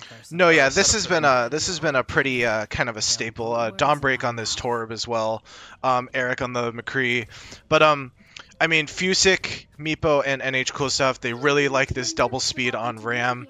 NH Cool Stuff swapping it around, but I think he's just going to stick with what he knows. I mean, Alice with the Mei, honestly, I think the Mei's a good choice. Just the catch out. The walls were impeccable last map, and even this map, I mean, you saw the value, and Wit's just been rocking the Sojourn, just pumping out as much raw DPS as possible. I mean, Classic, when you have your hit scan and your flex so comfortable on these characters that you kind of just want to let them keep rocking. And Fusik on Ramatra, who knows, you can take so much space so quickly. You have a lot of carry potential on that as well. Kind of, you enable Fusik out, and then Meepo and NH Cool Stuff are just rocking what they do, right? Usually, you can also see the Kiriko coming out of Meepo, but NH Cool Stuff, we know him as the Lucio guy. That is the Lucio guy. As you're gonna see immediately the wall. Alice does find the wall though. Atlas getting that first one. Under Railgun. Railgun is saying so much damage, no bubbles, and Fusik finds kill onto Railgun. Eric does get the trade back onto Alice though, but they are still just pushing forward. Nice. Wit gets the Railgun kill onto Dawnbreak, breaks the turret as well, and that is just some right click, bang! Nice. Wit gets the Railgun onto Eric, and now Valpo just complete domination. I mean, Yeah, that was a clean sweep right there. You dropped the Zarya so quickly with that wall we were talking about. Yeah. You have so much tempo to just straight through. Zarya's going to immediately hop on Railgun here. is going to touch, but both bubbles just immediately get broken, and it's just staggered immediately now. melted immediately. And This now is good Ear for Valve. trying to do what he can. V as well, but both of them just fall, and now it is the rest of the DPS, and Valpo knows they have no one, and they are just walking forward on this high ground. Yeah, I mean, that's the worst part. They just staggered through their people. Valpo just gets this high ground for free. If you can get a fourth runner here, the cleanse is going to be a little bit Oh, wild, and but Wick gets finds the right kill. click. Good Woo! shot. Good shot. That's going to be giant, because now you just gave up arguably the best defensive hold spot on this second point, right? You gave up this high ground. Valpo just takes it in. All you have to do is escort one person on that point. You can have Meepo there with a little bit more ranged healing. Oh, but the And you wall just play comes this out, and now outside. they cannot Another heal wall, and Railgun. Railgun's just stuck And- again. Oh my goodness, Atlas is just doing it to him. I love to see it. Although Eric Durrett is going to be able to trade one. There's a nasty shot right there on Wit. Atlas just going to have to heal up, try to take out this turret from the right side, and Valpo again pushing through this side. You're going to have this point coming up slowly underneath this ridge. You have Alice a lot does of get ults the as well. blizzard. Yeah, we're gonna have to see if COE wants. They are to. gonna have ult econ though. Ko will not be able to match their ults, but they do still have gates, and Dawnbreak and Erica both build their ult fairly fast. Nice boot. There's the That's beat drop gates. pushing Nice in kill. aggressively. Open up gates to try to meet them. Alice gets the kill on Eric. Fusik walking forward with the arms, finds Dawnbreak. V gets the melee kill on AH. Cool stuff though. Right now they're trading back fairly evenly though. Railgun though with no bubbles, and Alice gets the kill on the Railgun. Either way, all that's left is the support. Fusik popping arms, just Yep. destroying Ear, and now V is 2 HP trying to run away, but Nice. No, that's huge. Immediately gonna pull him the down. and that's gonna be vortex, another but kill. that's another stagger. Valpo is just back to back, slowly getting these picks after running on point. I love it. They win a fight and they're not satisfied with it. They just keep sprinting forward and taking these kind of picks, and it's changing the game for them. They have literally run like. You have 5 minutes on the clock after second objective. We have right? 5 minutes onto the last point of this, and Yes. I mean we have just been seeing some. We have been seeing some hungry plays, but they have not been overextending. They have been hunting, and it is just incredible to see. That being said, though, Ko is going to have 4 ults up, while Valpo only has 3, but we've seen them win these before, and Wit trying to hide only to die to the Pulsars. that's Railgun fine. gets killed on Alice. V popped to the Ray, push forward. Alice tried to meet with the Blizzard, but it does not look like this fight is going to go their way, but Honestly, I'm cool with Atlas trading that ult there because May is gonna be up way before Juno. Junos is. Like realistically, with how Atlas is playing, we should have that Blizzard up like a couple seconds before that Juno. So I'm cool tempo-wise if we just take a reset right there. You got 4 minutes on the clock. I know I've said tempo 50 million times this game, but Meepo slowly approaching this point. You have Fusik ult to pop. You have Meepo to get you in there. Alice Behind looking time, for the but there's wall. Now right Railgun there is walled off. immediately. Yeah, and you're just pulling from the Railgun side. forced to use Another both pick. bubbles and immediately melted. H Kusa fishing off Railgun. Oh, Meeple you have to finds be careful about McCree finds the topside. Yes, posters. there's Oh, the but Deadeye. there's the Deadeye. Finding finds 2. Finds Meeple and Alice. Rolls in. three. Finds Flashbang kill Oh onto my it. And goodness. Eric dropping another 4K. I'm trying to swap the camera around and everybody Getting a 5K. dropped an ace. Woo. 5 kills right there. Oh my goodness, this guy's been popping this round. Mhm. Whew. No, I That- mean respect where respect is due. Valpo's been yeah. been killing it, but Eric just found a clean flank right there. Not being said though, they still have 3.5 minutes, and the key thing here is that Valpo is just dying together. They have Yep. not been. There's been no staggers. Like You give yourself a shot. We die, we reset, we take another fight, and that's just kind of that's how you want to play it.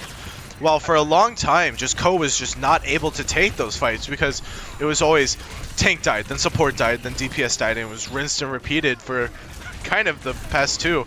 Yep. And we're seeing now gates open immediately. Swallows Valpo's them pushing off. to the side. The Molten Core hitting in the back line. You're going to have to trade for him. They still get- Wait, going to be able to drop one in the beam. There's a second one that drops the Fusik. They're looking around the corner. You're still the third of Cassidy up top, but I think you just ignore him with the overclock. A nice right click right there is going to push him to the side. He doesn't have the healing he needs. Railgun still fighting in the back line. They're going to be able to find one on that edge. Cool stuff with the point. It's just pushing. You just leave them. Just let them respawn right now. Push this objective. Get the time that you can. Look for the right click. The wall's going to be Meeple huge. getting the Atlas kill and on a Meeple V. drop 2. Still looking around the corner. That's a third Oh! one. Valpo might be able to push this. The Deadeye drops Deadeye. again. And the cleanse is But not I can't gonna be find enough. it. Fusik drops it there. There's one left on point. They're going to be able to clear it. You still have to have Doomfist. He's going to roll out onto this objective. Looking But at that, they but the cannot push is too touch. strong. Valpo immediately with a 3-minute clear. 2 minutes 28 seconds on the clock here. Whew. Woo. That's what I'm talking about, Valpo. That's what I'm talking about. I mean, obviously, Blake, welcome to the booth. You have been missed, Dude, but these games have been just as electric as this one. It has been push pull. But I mean, if Valpo wins this, we might finally see a break to the rhythm that we have been so used to. And oh man. No, I mean you've been lighting it up in the booth too, Simon. Like I've been tuning in whenever I could during my games. It sounded great, so I'm just happy to add on here. But I mean, you weren't here, so I had to compensate. I feel you. Don't drop that energy though. We're gonna keep rocking because obviously it's working here. Valpo being able to take 3-3, set up on this objective. Right, obviously you're gonna have to play defense here, so fighting from not what you're just winning on. Right, just the way Overwatch goes. So.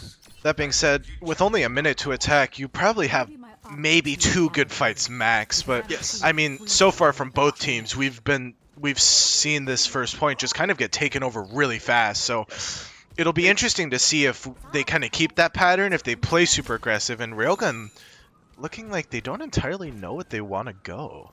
I think honestly, if you're playing with a minute, you need something for pick. Right, you can't really play like a heavy shield. You can't play a lot of. You cannot play slow. Yeah, you can't play slow. I like Zarya. Zarya gets really aggressive right there, especially with the perk right click that you have. You just get to angles you don't. It's really honestly, if Valpo doesn't get picked by Eric here, I think they're okay. Yeah. I think that is their worst bet right there. That and Dawnbreak though, because the Torbjorn, the Torbjorn spam can be really brutal. But Fusik dropping half, forced to use arms relatively early, and now Railgun is going to be first to make it to point. Alice popping wall. Separating them. Both of them DPS are completely isolated. Nice. Fusik finds a kill on Eric.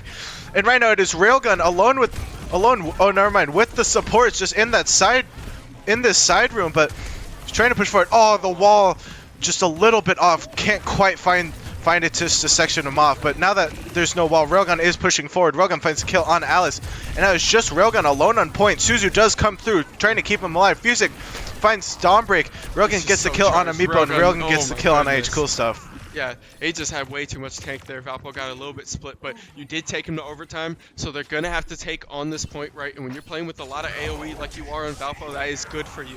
Honestly, it's cool to give them a little bit of percentage right now. Get your ults up and then spam it. You just need one stop. You need them to hop off for once, because that overtime meter, right, obviously as you're hanging on during overtime, it gets quicker and quicker. So the moment they step off, it's over. You get that one good fight, hell, not even a fight. You just need them to back up a little too far, and that could be game.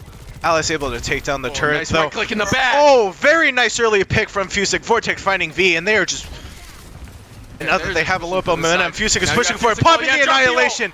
Ear is going to open up the gates. Alice finding 2, Win using the OC, finding Railgun, and they are going to stop them in their tracks right there. That's what I'm talking about. Now, Valpo, you have 2 minutes 28 on the clock here to take objective, right? Don't need to do anything fancy. You look for that early pick, you push in, get aggressive here. I like it. You have so much momentum now. Just get aggressive and rock it. And the key thing here, too, is that the cart is right there. Yep. And with Valpo, 2.5 minutes, like I said, in a minute you can pick maybe 2 fights. In 2.5, 5 fights? I think you were honestly like spot on with that 2 fights right there, because we had 2 fights before overtime. No, yeah. It was perfectly worth. And, like, I mean, not to mention that also 2.5 minutes, like... We saw, I think it was 3 or 4 ults get built in just a minute plus overtime, and here you have 2.5, and I mean, the card is just so close that Valpo can just kind of apply the same idea that they had in overtime, where you really only need one good fight here. Yep. I really like it. It's honestly just making sure you don't spend too much time on this early push. As you're going to see immediately, COE is just grouping up on this top side. I think they're waiting for them to come in just to try and get one stop, right? Because any surprise attack that you can drop here is really great for them. So any kind of like thing that slows Valpo down is what they're looking for. I mean, hopefully yeah, take that speed. One pick makes them back up, makes them waste time. Just anything just to burn those seconds down. But that being said, Fusik has done nothing except hold W so far, already pushed up to this choke. And they know that they have to play this a little bit slow, though. Railgun having a lot of charge, though. Eric dropping low. Dawnbreak finding the headshot spam onto Wit, though. And that could have been the pick that they're looking for. popping the ring, pushing forward. Railgun, high charge, finds a kill on Alice, and they're just pushing forward right now. Eric finding the kill on Fusik, V finding the kill on Meepo, and Railgun killing H. Cool stuff. It's so rough. They just walked underneath that side, didn't have any cover to that Torbjorn turret, and then Torbjorn just laying down fire on that side found that headshot. So Valpo has to slow it down a little bit. You got a minute 40 left on the clock here, so you're still in a good spot. Get the nice right click right there. Gonna have to back him up and heal. And yeah, they're changing it now. I like it. To the side, but Atlas but Eric drops as well, and Eric dropping a double kill though, and Eric is just being so aggressive right now. Railgun beaming down Meepo. Eric finding 3, and Ear finding the kill on the Wit. That's rough. They just weren't fast enough to get into that corridor. They just immediately hopped on him. I'm wondering how Valpo kind of wants to break this hold right here. As they're going to hold. You have a minute left now, so. I really liked the idea of moving left. They were just a little bit not quite together there and kind of got picked off on the back end. And now Railgun does have grab, and I'm not sure if Valpo's going to be expecting this. And there's the grab. Wall does not quite come through. Does get to Eric, finds a kill on a Meepo. Domric gets the kill on a Fusik with only a minute left as pushing forward. Yeah, and they just do not want to stagger this at all. They know that this will not. They know that the fight is not going to be won. Oh. All right, Valpo. It's time to put it together, right? It's one of those where you used all up your time, right? So now you kind of have to rush this. It's ult time. Nice thing is Zarya doesn't have grab, right? Zarya used grab to shut that down, and you died so quickly that now you can push up a little bit to the side. You have the They do have OC finding a nice early pick from Fusik on a Dombrick. From the side. Gates do get opened up. OC with that 150 charge just deals so much damage, just absolutely melting Railgun. They're trying to keep it alive. Railgun forced to use both bubbles. B coming through so that no one on Valpo's side can die yet. And V is popping. There's High Noon on the left.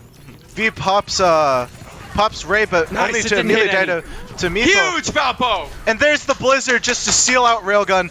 And Eric could not get anything with his Deadeye. Alright, we are in pushing the same forward. spot, but this time you have Fusicle. That is huge for staying on point.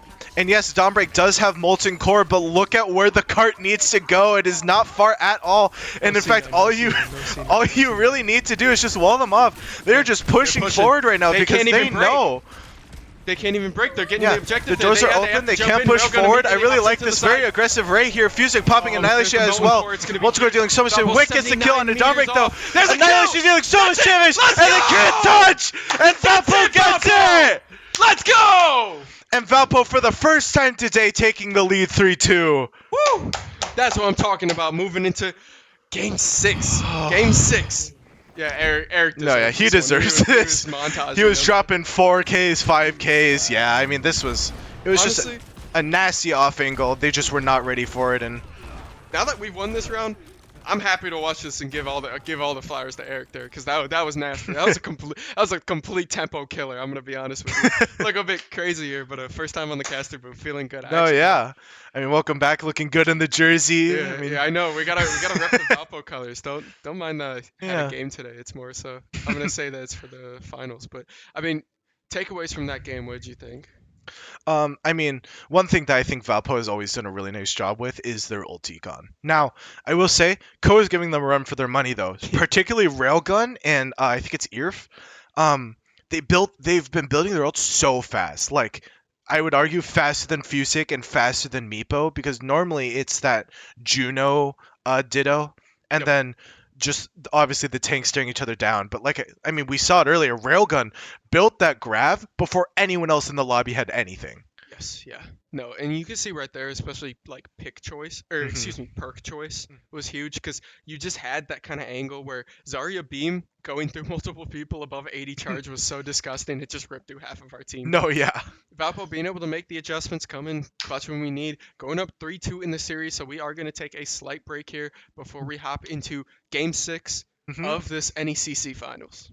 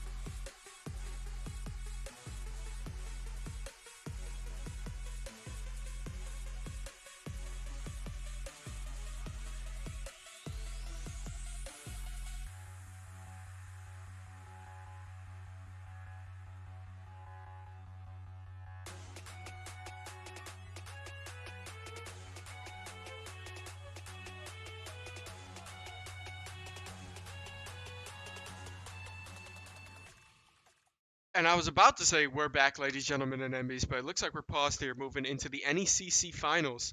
Oh, yeah, we Monitor just shut off. had a monitor issue really quick, but it looks like we will be moving into Nepal for Game 6.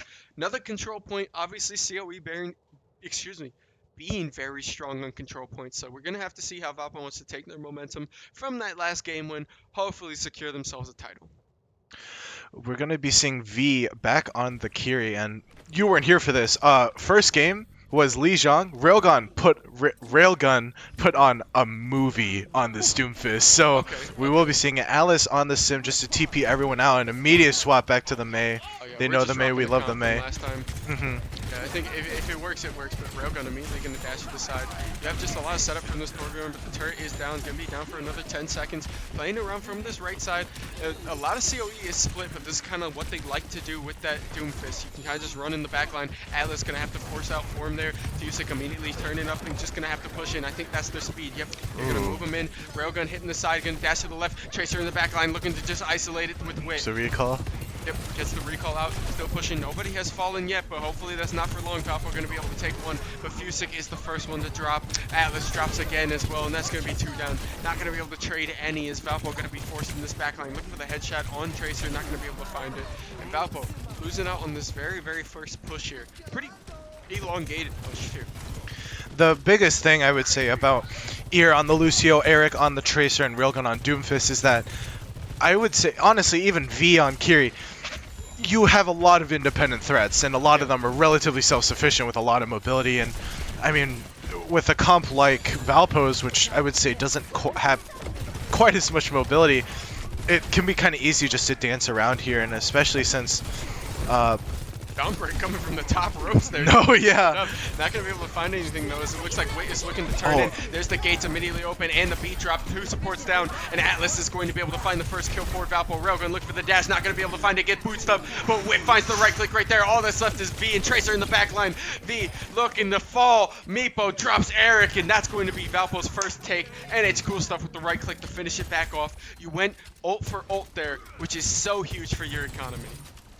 And Eco does get 45%, but that being said, I mean, I think people have different opinions on this. I would argue, personally, I value B-Drop less than Gates. I just think Gates is just such a strong ability, but Ko is going to have 3, and Valpo is coming up on 3 as well, actually.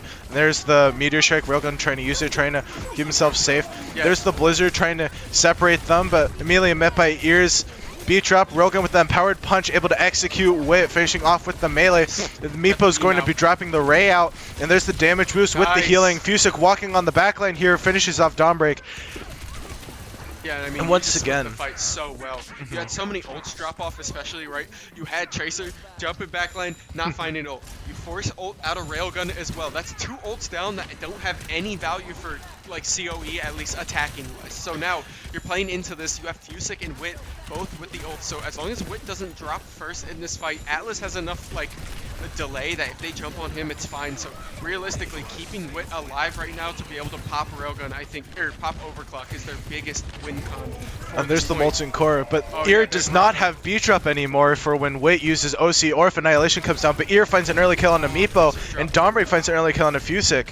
I think you're fine. Railgun kills Whip. I mean, Alice is just popping, using Wall and Ice Block, trying to stall for as long as they can, but that being said, 77%, they really just need one good fight. And they didn't die too staggered, so they do still have that opportunity to regroup. And now they also have ult advantage, which is massive. That's the one thing. Wit does fall, so they, it looks like Railgun's going to jump in trying to look for any picks here, knowing they can't fight. But Valpo, it is one thing, we always talk about staggering a lot, right? But dying delayed on those kind of points when you have objective capture on like contest is fine because you earned your team another like 4%, right? And in these kind of close matches with COE running up on 77% themselves, you need every percent you can get, but immediately jump to the side, you're going to have the healing out coming from Fusik, just trying to isolate Railgun, you're going to be able to force the jump out. Now Fusic still playing around the corner. Here comes the grand entrance. Not going to be able to find it though as the gates open and immediately going to trade. You're going to go 1-for-1 on supports. NH Cool Stuff finds the second one, but Atlas drops. It's going to be a 3v3 on this objective. Fusic still has ult and the healing from it, but I don't think it's going to be enough. The railgun drops your whip, but it's just way too much damage, and Valpo falls out. 97% taken away, and it looks like that is going to be first point going over to COE. Yeah, that was really unfortunate, especially since Atlas had just gone Blizzard and Cool Stuff had just gone beat. But, I mean, right there, the biggest problem was even though Fusic has Annihilation to stall, the supports just died too early. Yep. And because of that, you now have no healing. And when all damage is permanent, it's a little rough trying to contest point. Yeah, definitely. I think just Valpo kind of speeding it up really quick there on that fight. It's exactly what COE wanted to do, especially when you drop those ults kind of early. Right, like you have Meteor Strike immediately popping off, so gotta see how Valpo kind of wants to take this. Now you are going onto the boot map. So NH Cool Stuff, I know he's getting excited going on to this point. You kind of just run free. And it looks like both teams here, this has been a common denominator between everyone is that they really like to have they really like this TP out, just trying to make it their first, trying to, I mean, it's really just a positioning advantage, but when both teams are doing it, oh, Dawnbreak with a nice early pick onto NH Cool Stuff though, and and that's immediately going to take right there. That's going to be 2 down, both DPS down for the side of Valpo. Or not DPS, excuse me. Both players down for the side of Valpo. Just going to have to push back to the side. Again, this is COE's best objective, right? Like this is what they do, and we're seeing why. Immediately, the speed up right here. Yeah, the control maps is just their favorite. Yep, and they're just walking to the side. Rogan going to be able to block that a little bit, get the charge up and hit.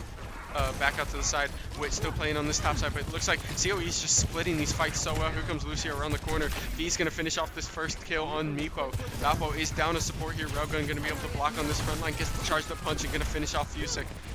Going to have to just walk back again and disengage. Atlas around the corner, and Valpo hasn't even found a single elimination this match yet. Yeah, but this is why I was talking about, like, right there. Nice. Oh, Will with a nice railgun kill onto Dawnbreak, but this is a good jinx. But this is what I was mentioning before. When you have Doomfist, when you have Tracer, when you have Lucio, you're just facing threats from every angle, and inevitably what's going to happen is that they're able to trade out, but we are going to see Fusic trading for this Doomfist Ditto, and Railgun is going to be popping. Meteor Strike can't find anyone with it though. Blizzard coming down, trying to push off. Oh, nice. Railgun misses his punch though, and falls into the void, and now they are down a tank. Dawnbreak does get the trade onto Fusic though. Alice kills Ear, and Eric does get the melee kill to finish off Meepo. Drops the pulse bomb, does not hit the stick though. NH Cool Stuff drops Eric as well, and now they are fighting on point. Stalled long enough though for Railgun to get back, and Railgun will find the kill on NH Cool Stuff, but they were able to cap. So this whole time, Valpo is still just racking up percent. There's the B drop coming out from Ko, and Ear is going to be finding the boop onto Atlas. Dawnbreak's turret is what finishes Fusic, but that's fine. I mean, you grabbed 30%, right? Yeah. Got 30%, got a couple of ults coming up here for Valpo. It's going to be pretty even, right? You just kind of have to delay. I think you're going to have one ult up if you can delay the fight until you have Meepo, right? At 90% right now. But I think you're in an okay spot, right? You know, 65% on the map. You got to look for some kind of play. I like the Doomfist mirror. Oh. Atlas Wall is going to stop him off that's right there. tragic. Yeah, just a little bit unlucky timing. This Fusic going to have to back up right there. Wit going to be able to take out the turret, and you're still fighting in a really split map. They've almost flipped it. But NH Cool Stuff immediately going to drop from the side. The Blizzard pops out as well. Atlas going to be able to find the first kill. The V is going to be able to trade that. You're still looking. One DPS down, one ult down. The Lucio doesn't fall, still alive on point, and Fusic not going to be able to finish it as there's the gates open as well. That's going to be huge because Lucio's just keeping them alive at the moment. Wit drops the second one right there. Still playing around this corner. Meteor Strike not going to be able to find a kill, but NH Cool Stuff finishes it off. Fusic finds the second one right there, and now you're pushing back onto this objective. You got the capture. You're at 40%. You're able to stop them before they hit overtime, but Valpo now has to play with their ults really, really carefully because you have beat drop, Meteor, and Pulse Bomb's going to be up way sooner. But one thing I have been seeing is that a big thing to keep in mind is that Doomfist, when he blocks, if he blocks enough damage, it powers up his next punch, and it greatly increases the damage and the size of the punch. And one thing I've been seeing is that both of these Doomfists have been almost permanently fully charged. Yep, yeah, they've just been drilling into him. Oh yeah. You're gonna see immediately there's the meteor site, and they're gonna push onto Blizzard. this point. If you can play on the Blizzard, it's huge. You can just get a lot of area, but Atlas is going to fall to the meteor strike. Just the direct impact right there. Music falling down. There's the beat drop as well. Go time from the overclock is not gonna be enough, as NECC stuff is the only one left on point. You have an overtime. You're just trying to fly around. You're not gonna be able to find it. You get the beat drop, but it's not gonna be quick enough. It looks like Valpo will fall 2-0. To this Lijiang Tower map, and that is going to move our series into a 3-3. Moving into Game 7 of this game. Yeah, I mean, we said this before though. The control maps are just kind of where they thrive. But Yep. play the game is gonna go to Wit on this Sojourn. I mean, we've just been seeing an absolute movie on this Soj from Wit. The charge shots have just been beautiful. Yep. No, he's been lighting it up recently. You can't ask more from Valpo there. Honestly, move yourself onto a payload map. Give yourself time to kind of readjust and hop into this Game 7 because we are locked and loaded.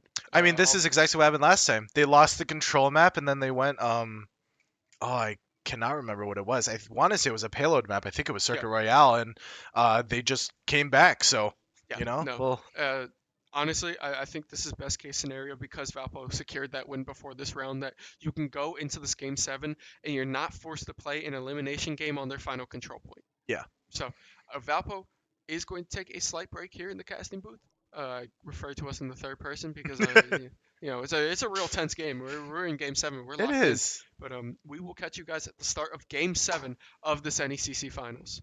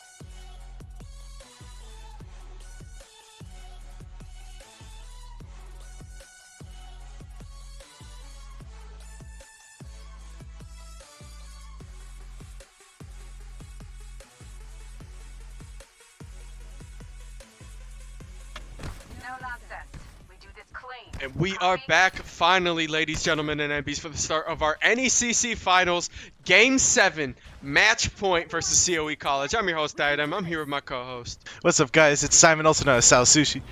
And it looks like moving on to this first point, we're going to have Diva coming out from Fusic. Rialto for the escort map, you know? Railgun Yep. back on the Doomfist. Yep. Like, I'm not gonna lie, guys. I pray this game is a movie because, No, definitely. I mean, it's the Game 7 in the finals. Like, Yep, it looks like I did miss the scoreboard accidentally. Call it a little bit of rust. It's actually 3-3 right now instead of 3-2. Apologize for that. It's okay. I'll change that when we're not fighting. I don't want to miss any of this action. As you can see, a little bit of contest around this top side. You're gonna have the Doomfist come on a railgun, right? Had a lot of success with that last match. So might as well take it as well. Fusic just deleting a little bit. Still playing super aggressively in this backline. You don't really have to make any hold until it crosses this barrier, which is then when you really want to start fighting this. You're going to have the wall to the side. It looks like they're going to try and isolate Railgun. Railgun immediately just going to hop right back. And now Fusic looking for a little bit of damage around the side. You have to be careful. You gotta make sure you have enough healing at least to go contest this, as the rest of COE is going to back up. Atlas finding a couple of right clicks here. Not gonna be able to find it. Looking for the kill on the turret. There's the kill on the turret. But wait, drops almost a headshot right there. Almost falling down. Railgun trying to capitalize it. Not gonna be able to find it. Gets the speed up. Still healing a little bit here. And COE is just on a slow march forward. They are looking for anything here, as nobody has fallen. Valpo just playing to the side, but Fusic gonna immediately pop out right there. You're gonna trade the mech for him for a kill there on Dawnbreak. And Railgun hits the dash. Not gonna be able to find it. Wit just playing in his face right now, and you're gonna hold him to the corner. But V finds the first kill. Atlas dropping as well to a couple of headshots, and now Valpo has to play back a little bit slower. V finds the second one right there, and the supports are just DPSing for the side of COE, as they're immediately gonna shove this to the corner. Wit gets a little bit of healing. Railgun pushing back, and it looks like Valpo will just take the resets here and it's cool stuff off the map, giving up this first objective. I cannot. They're popping it right now. They're Never mind. Point They're 6. trying to pop as many things as they can, but it looks like they're just shoving onto this objective. There's the beam as well. Not going to be able to find any kills though. There's the blizzard as well. You get the gates out. It looks like Valpo's just playing for a full reset. They know that this objective is pretty much gone, but you're playing for a full reset right now, as you get all of them to blow. Most of them to blow ults there. You're still holding on the meteor strike with Meepo. Yeah, the spawn is just unlucky. Pop 4 ults, but I mean that empowered punch just slaughtered them. Just the one-tap combo on the Meepo and the slam finisher on the Wit. Yeah, Valpo's still looking for some kind of answer into this Doomfist.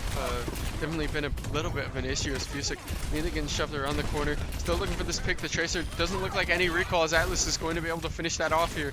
Still looking for the kill on, V in the backline. Right click not going to be able to land. So close though, as Whip still fishing around the side.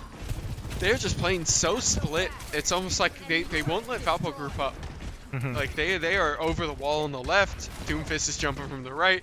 You have just V throwing shots down the walls, looking for headshots, right?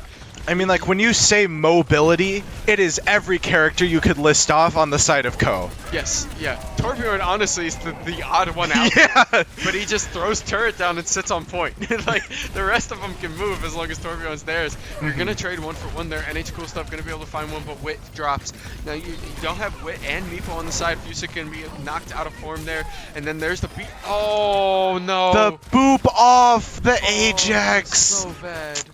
Oh, that's so sad. That's gonna be all percentage as well, and that's just a momentum killer. That's a mental breaker right there. Yeah, that's a feels bad right there. That's so rough. Being said, Wit does slide in, trying to stall as much as he can.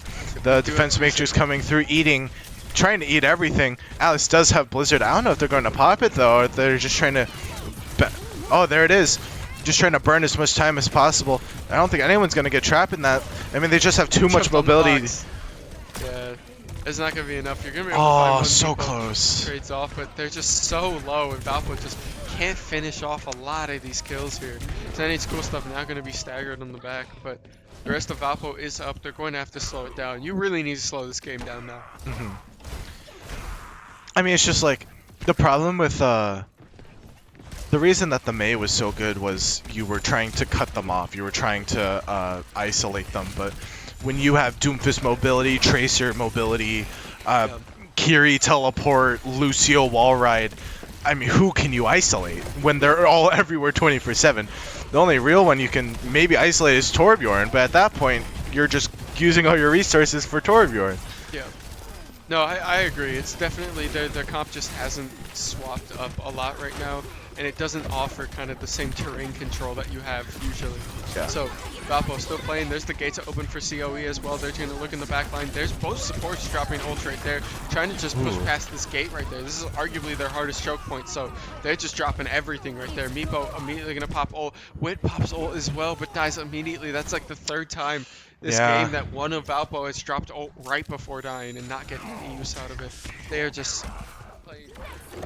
That's just absolutely tragic, and Fusick does somehow manage to make it out. The punch barely misses. Alice manages to get the kill on Irf, and shields going up. They're just trying to stall this for as long as possible now. It's not really about winning, it's more about just buying as much time as possible. That being said, they are going to be going into this fight with beat drop. They have a lot of HP, and they have priority because their spawn is right there, and Fusick, I think, might have gone walled off there. The Molten Core is going to come down.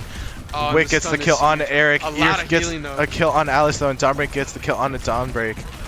Or sorry, Dawnbreak gets the kill. All that's left is Wit being able to not go down without a fight.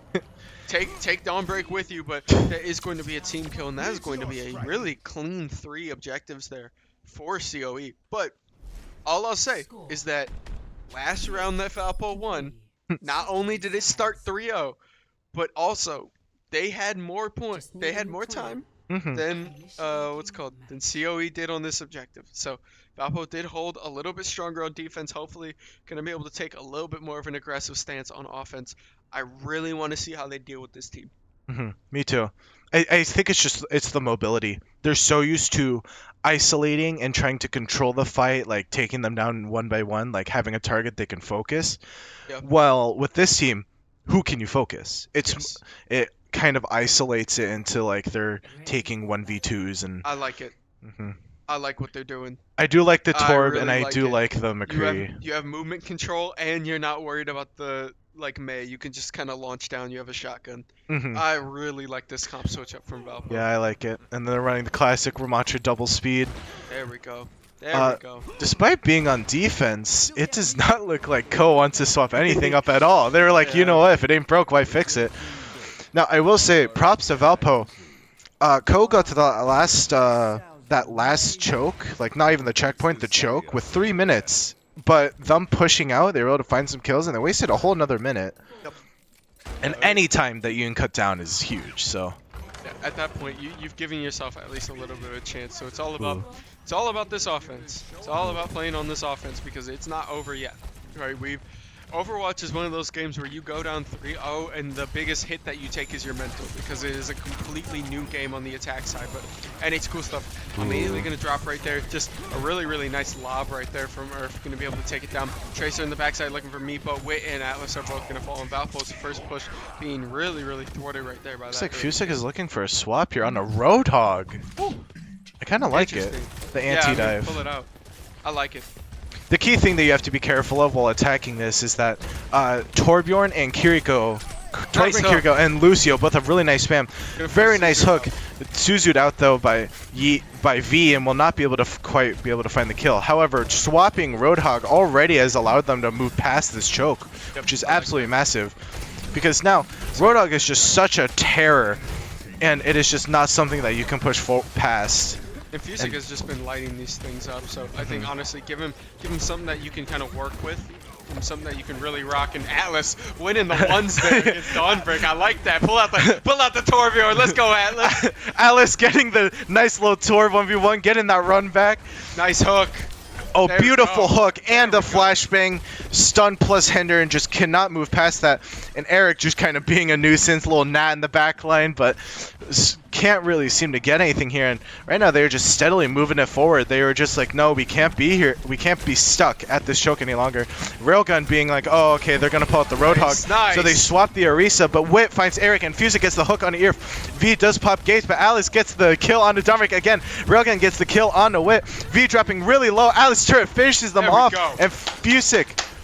Oh my goodness. Hog. The hog. He's going whole hog. He's giving them the whole hog. Pause. Ayo. Shout out to Rick Gaming. Please. No, but Valpo immediately gonna push out to the side. Eric swapping off the Tracer to the Pharah, but Wit immediately being like, nah, you better go back to Tracer, sitting him down with a nice headshot there. Yep. No, I like this. You're still pushing them in the corner. And Eric swaps to the Cassidy. They want this Cassidy. Nice little 1v1s here with the Torb and the Cassidy, trading turrets. Both of them know they're just like, hey, we don't want to deal with this, but this whole time that Ko has been taking high ground, Valpo has just been pushing payload. They just do not care. Nice. And they're going to be taking this fight. Double beat, but Meepo is going to be committing right here. Wit does find the kill on a Dawn Break. Fusik is going to be breaking the turret. Alice is going to be popping the Molten Core as well, just taking away so much space. Both supports are going to go down. Wit gets the kill on Eric. And now it is just Railgun. Nice. Taken down by the Pulsars. Great fight, Valpo. And it is Valpo fighting all the way here. No, that is huge. I mean, they made their swap. That's exactly what we needed. No, yeah. They made their swap. That was exactly it. It was wall and defense. It was like they were kind of getting rolled, and we just weren't seeing the swaps that we really wanted to see to try to counter it. But I really like this flexibility. Yes, it's literally winning them the match right now. No, yeah. This offensive. And they were coming into this last point with 5 minutes, and they were already halfway there. They're popping the ult immediately, be able to space them out, looking for one. So much Go in the damage. back line. Just one more shot. Fusik's gonna be able to finish it off, and there's the Molten Core plus the Orisa. Orisa Oh! like a triple there with the damage. Oh my goodness, all that's left is Fusik. Fusik, just do what you can. Yeah, just. They were trying to stagger, but Fusik is like, you know what? I'm not dealing with this. Hops right into the Molten Core. That lava looked good. Nacho cheese. I'm so hungry. No, but now, obviously, we're immediately gonna swap back to Zarya here after dropping the Orisa ult. They kind of got the combo off that they wanted, so now they're in the swap advantage at least with that. But Fusik does have self-destruct, so I think that you pushing out to this point is going to be huge. As He's going to open up the out, gates. They're immediately going to push to the side. Still have 3 minutes left, so I don't think it's. And they're just leaving. They're just leaving. If they pop the gates that early on defense, dude, just take your kills and leave. Like, no, yeah. You're at 3 minutes here. We are not at a minute left. I think both of the DPS died, but like they're all in spawn. Okay, no one. It does not matter. Yeah, and now you just repush. Yeah, and they sell 3.5 minutes. Yep. Obviously, you're gonna have the Cassidy up, but you are now fast. Like you have better ult coverage. Like your ult economy is huge, and you're so close to ending as well that you're at the point where you could pop like 3 ults at once to just take objective, and then use the last 2 to clean them off spawn. And also, popping Cassidy ult is not something that you can just do willy-nilly, especially going into this diva who can just eat all of it. Meepo does pop the high, or Meepo does pop the Ray. Eric immediately popping the high noon, Wick getting 2, and Alice popping. Oh my god, it's just a slaughter! If you can get a kill on Railgun here, that's so huge. Yeah, Fusik flying in. They're not letting Railgun get away. Huge. And even though Railgun does have grab, it is all about whether or not they can stall long enough to use it. But that being said, Fusik still has self-destruct. Wit popping the high noon, getting ear, saying, hey, we are not going to let you stall this any longer. That away, Valpo! That away! Valpo fighting! And just like last time, Valpo comes into this 3-3 with more time! That's what I'm talking about. That's what I'm talking about. And you love to see it. You love to see it. Thank you for swapping. They have not answered it yet. They don't have an answer for it yet because they swapped 3 times and couldn't stop our push. It was legitimately, you are now at an advantage. The issue is that you have to try and answer their offense-heavy comp in offense, right? Like that is the one thing. Although the swaps were really nice, definitely those characters are worse on defense than they are on offense. Yes. So we do have to see kind of how that changes up, but I think you've given yourself confidence now. You've given yourself a footing that you can play this with. You've been like, hey, we did this, that worked. We did this, that worked. Well, previously, like throughout the matches, as soon as they started pulling out the Doom Tracer, it was kind of like, hey, we don't really know what we could do or want to do into this. But now they're like, hey, we have an answer, and that's the key thing here. It's huge. So now Valpo definitely on a good kind of mental state, right? I like it. You've reset yourself. You see the energy's back in the booth here as well. We are locked in because this is it. We are Game 7 NECC Finals going into overtime. I couldn't make this up. This is storybook ending here. We're locked in. Atlas sticking with the Torb, deciding that, hey, maybe we're going to put May on the back burner. No pun intended there for a little bit. No, yeah, Railgun being like, hey, you know, oh, wow, Fusick just being like, get out of my airspace. Yeah, that is Fusick control. Yeah, you are not allowed up here. That being said, though, Railgun does have Zarya perks, so now they do have the mobility that they need to contest this high ground. Yep. You can still pop off a little bit. You have to be careful from the side, but you're finding a couple of shots on Farah there. As long as you can just make sure she doesn't get like free rockets in the back line, I think it's great. Turret getting tossed around to the side, not going to be able to hit. You're eating a lot of that damage from Railgun, but obviously, you know, you have the Zarya counter for this D.Va, so it's going to be a little bit rough as Railgun finds the first kill with that right click there. Immediately the shot out. Fusick is just trying to play area denial, but there's so much damage coming down. Wit drops as well, and Valpo. No more defense matrix. To the side. And Railgun is just walking forward.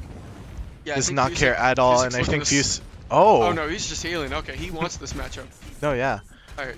I think the key thing here is that, yes, they do have a minute left, but this point is not over, and they, I believe that they're going to be going for touch here. Yep, Fusick dropping down, trying to contest this point. That being said, you do still have a highly charged Zarya just beaming your team, and it's really going to be about how you can answer that. That being said, no ults are really coming down here, except for the grab, though, which Railgun already has. Meepo getting very close to the Ray, and HKlustov coming very close to the beat. And the beat is, the Ray is coming down immediately. HKlustov does die, though, before that they can get the beat. But that being said, they don't have any more ults, and Railgun does not have any bubbles. Nice. Manages to get one left, but immediately pops. Nice, Valpo. Valpo is still holding this. It was 1.4 meters left. Alright, you have beat for beat, but they're going to open gates right as you spawn. Like, that is just what's happening, because you were able to drop beam for Graviton. That being said, though, Atlas and Fusick, if they're able to stay alive, they might be able to build this self-destruct. Oh, almost able to cancel it. Almost delayed it. That being said, though, beat, Molten Core, and Gates all get opened up. Give Fusick ult. If Fusick can get ult, he can at least ult on this. No, yeah, here. UNC, he's trying to stall it. He's trying to get it. Got it. He can pop it. Yep, and he's just popping it, just trying to buy as much time as possible. Nice. They got two. They got two. Eric the Red got off the point as well after ulting, but Fusick is still here. I mean, you're still playing. It's a 2v3 on point, but they're rolling out with Tracer here. You're still playing on this objective. You're trying to just push. You still have full heals. Plus, Fusick just got another mech back. They do get demeched. Oh, and they are booped off. Fine, yeah. Fusick deciding, Fusick and Meepo deciding that, hey, we don't want to get staggered. HKlustov too. We are just gonna be like, hey, let's regroup for this. So you do have an option here. You do have the intel that you need. So Fusick gonna stick on this D.Va. Looks like just it's what he wants to play right now into this comp with this team. Atlas having the Molten Core as well. Obviously, still arcing from the side. You have a lot of area control. I think if you can play a fight where you can move Atlas in, at least to use that Molten Core, obviously it's overtime. You have a chance at just straight C9ing. That's the shot in the back. Beautiful TP. opening. It's going to be huge. Yeah, here comes the welcome mat. Here comes the Molten Core. Popped up point, but it's not going to be able to hit anything. They're just trying to push this objective. Meteor Strike drops down. Atlas still looking for one. Wit be able to drop the other DPS in the back line. You still have Tracer kind of just delaying here, but Eric is just dropping very low. Yep, and here comes the high noon as Whip well. popping Deadeye just in case. Roll to dodge the punch. Beautiful roll. Good stop. And Valpo is able to stop them there. That's great. That's great. All right, Valpo. You have 2 minutes left. They did get a lot of overtime push here, so it's not the easiest. It's not like the greatest defense that you have, but it is time. This is the best bet you have for Valpo pushing out here. You got your 2 minutes. You play better on the offense. This is it. This is time to show out. No, yeah, and like not to mention too that yes, you are in overtime. Yes, you have 2 minutes, and it's a little bit scary. But you do have to keep in mind that Valpo got here, I think, with 5.5 minutes last time, like remaining. So, I mean, they're able to push this distance extremely fast, and it looks like Fusick, he knows what he wants. You know, the gamer girl is calling to him. There we go. Maybe not. I like it. I mean, Fusick did this last time, though, where he was just swapping tanks. He wanted to have all of his perks set up so that he knew, so that they were just completely sorted out. True. Yeah. I'm wondering if that's what we're going to be seeing here. Eric trying his hand at the Mei as well. Dom Break still, and Atlas still on the Torbjorn 1v1. They're going no hit scan. That's what I was thinking. That's interesting. I was wondering if we would maybe see Atlas or Wit on the Pharah, but... Yeah, I'm wondering because it's like Valpo's not in a spot to punish no hit scan, if that makes sense, Mhm. right? Because Cassidy being hit scan, Cassidy definitely Oh. likes working from that medium range, Mhm. which is when a lot of like projectile DPS just like rocking. But Atlas is just winning these like headshot battles. Every time I've cammed to him, he has just been lobbing shots and finding headshots. Yeah, the key thing about the projectile spam that you have to keep in mind, particularly with Mei with Torgorn, is that their spam through these chokes is oppressive. Yep. But Valpo, I mean, Atlas has just been like, your spam is oppressive, well, so is mine, and has there's been the fighting wall. this fight. If Has been been able winning. to break out of the wall, that's huge. He is, Alright. Fusick is forced, unfortunately, though, to use all of his take-a-breather, letting it ramp Recharge back a little up, bit. Yeah, and you can pushing look on through this side here, now. trying to find the hook, forces out the ice Ooh, block. that was Oh, unclean. barely misses the hook, though. And they are stalled here for a little bit for the time being. Oh yeah, Atlas is looking to push in. And that He is going to really be has all sit of there, but Railgun's that's full bubbles, but beam. beams down Atlas. The hook does barely miss. Walled off. Irf does finish off Fusick. Moving forward, Railgun just dealing so much damage. But the supports aren't going to be staggered here. Atlas swapping back off of the Torb to the Mei. They see the Zarya. Mei is what's worked for them. They know that they can wall it off. I like it. Oh, barely. It's going wall for wall here, looking for some kind of hook. Fusick just gonna hit from the side. You have 60 seconds. V left, so it's already time- has gates, though. Time to start rocking. Still hook. Still fishing for that hook in the back line. There's the Mei wall down, so you can push up a little bit more aggressively over this choke point if you want, but it's just trying to play around the side. Immediately the hook there, it's going to be able to chunk half of. There's the gates There's open the for gates. COE. Immediately And the met beat by drop hits B. as well. Looking for the hook from Fusick, but the Blizzard's There's the just gonna be grab. so huge, and the grab hits as Oh. well. That's a lot of ultimates though for the side. 30 seconds left. That's a full team wipe. Valpo going to be up on the map. You have Wit ult here. You have Fusick ult here. That being said, though, they used 3 ults, You gotta speed and up. the game is not over. Yes. Because they still 20 have seconds Juno Lucio speed. 20 seconds left. No pick. You got to walk. Yeah. You got to walk is 5 here. Let's go. You have whole hog. You have whole hog up. You have no graviton surge. They have no gates. Right? They still have beat, but you can push them off objective. 8 seconds left. Still pushing onto the side. You have to be careful you don't get Maywalled off of objective as it moves here. 1 second left. And there's nobody on. Oh. Okay. Valpo was able to cap on, but there's going to be a kill on Atlas. Wit also drops as well. They're just getting slowed in the back line. It's going to be so huge as the overtime popping. And Valpo 4 drop, and that's going No! Valpo dropping in the NECC finals. And Game Co wins 4-3. A great series, Mhm. all things considered. Although it was a heartbreaking loss for Valpo. It is heartbreaking, but like you said, It was a very well-earned series coming from both of these teams. Obviously, the ending of this game is not the story of this Varsity Overwatch team playing extremely strong in all of these conferences, being able to finish out in that second place, and giving pretty much all of Valpo something to be really, really proud of. So, although the ending didn't go exactly how they wanted, I can't ask really more of this team. that being said, though, it's still second place, and not to mention that it was a very close second place. Yes, I mean, yeah, that is a literal 50-meter second place. I mean, Like, going, I believe both of these teams were undefeated. Like, you're taking Yes. them. Co was undefeated. You took them to Game 7, and yes. like honestly, props to both of these teams. Like, if it was a 1-3, Valpo would have won. But you know, This you is just never know. unironically it is unironically anybody's game, and that's exactly what you expect out of a finals game. Valpo gave it a run for their money, but I think that's going to be it from us in the booth here today. Thank you guys for all the likes, follows, comments, and subscribes. Thank you for all the support, not only in this game, but throughout the season. This Mhm. has been one of our favorite teams to watch and kind of root for. But it's not over yet for these guys playing, as we do have a finals game Thursday coming up here for the NECC, or excuse me, for our Overwatch Academy team, if I'm correct. They So- won their semis today during this game, and now Yes, yes. Thursday, I believe it is. Yes. Thursday. That might be think to it be is being determined. I'm not sure. It's being rescheduled, I think, to Thursday. So Mhm. keep your eyes out for that. But thank you guys for all your support. I've been your host, Item. This is my co-host. Sell sushi. And we will catch you guys at the start of our next stream.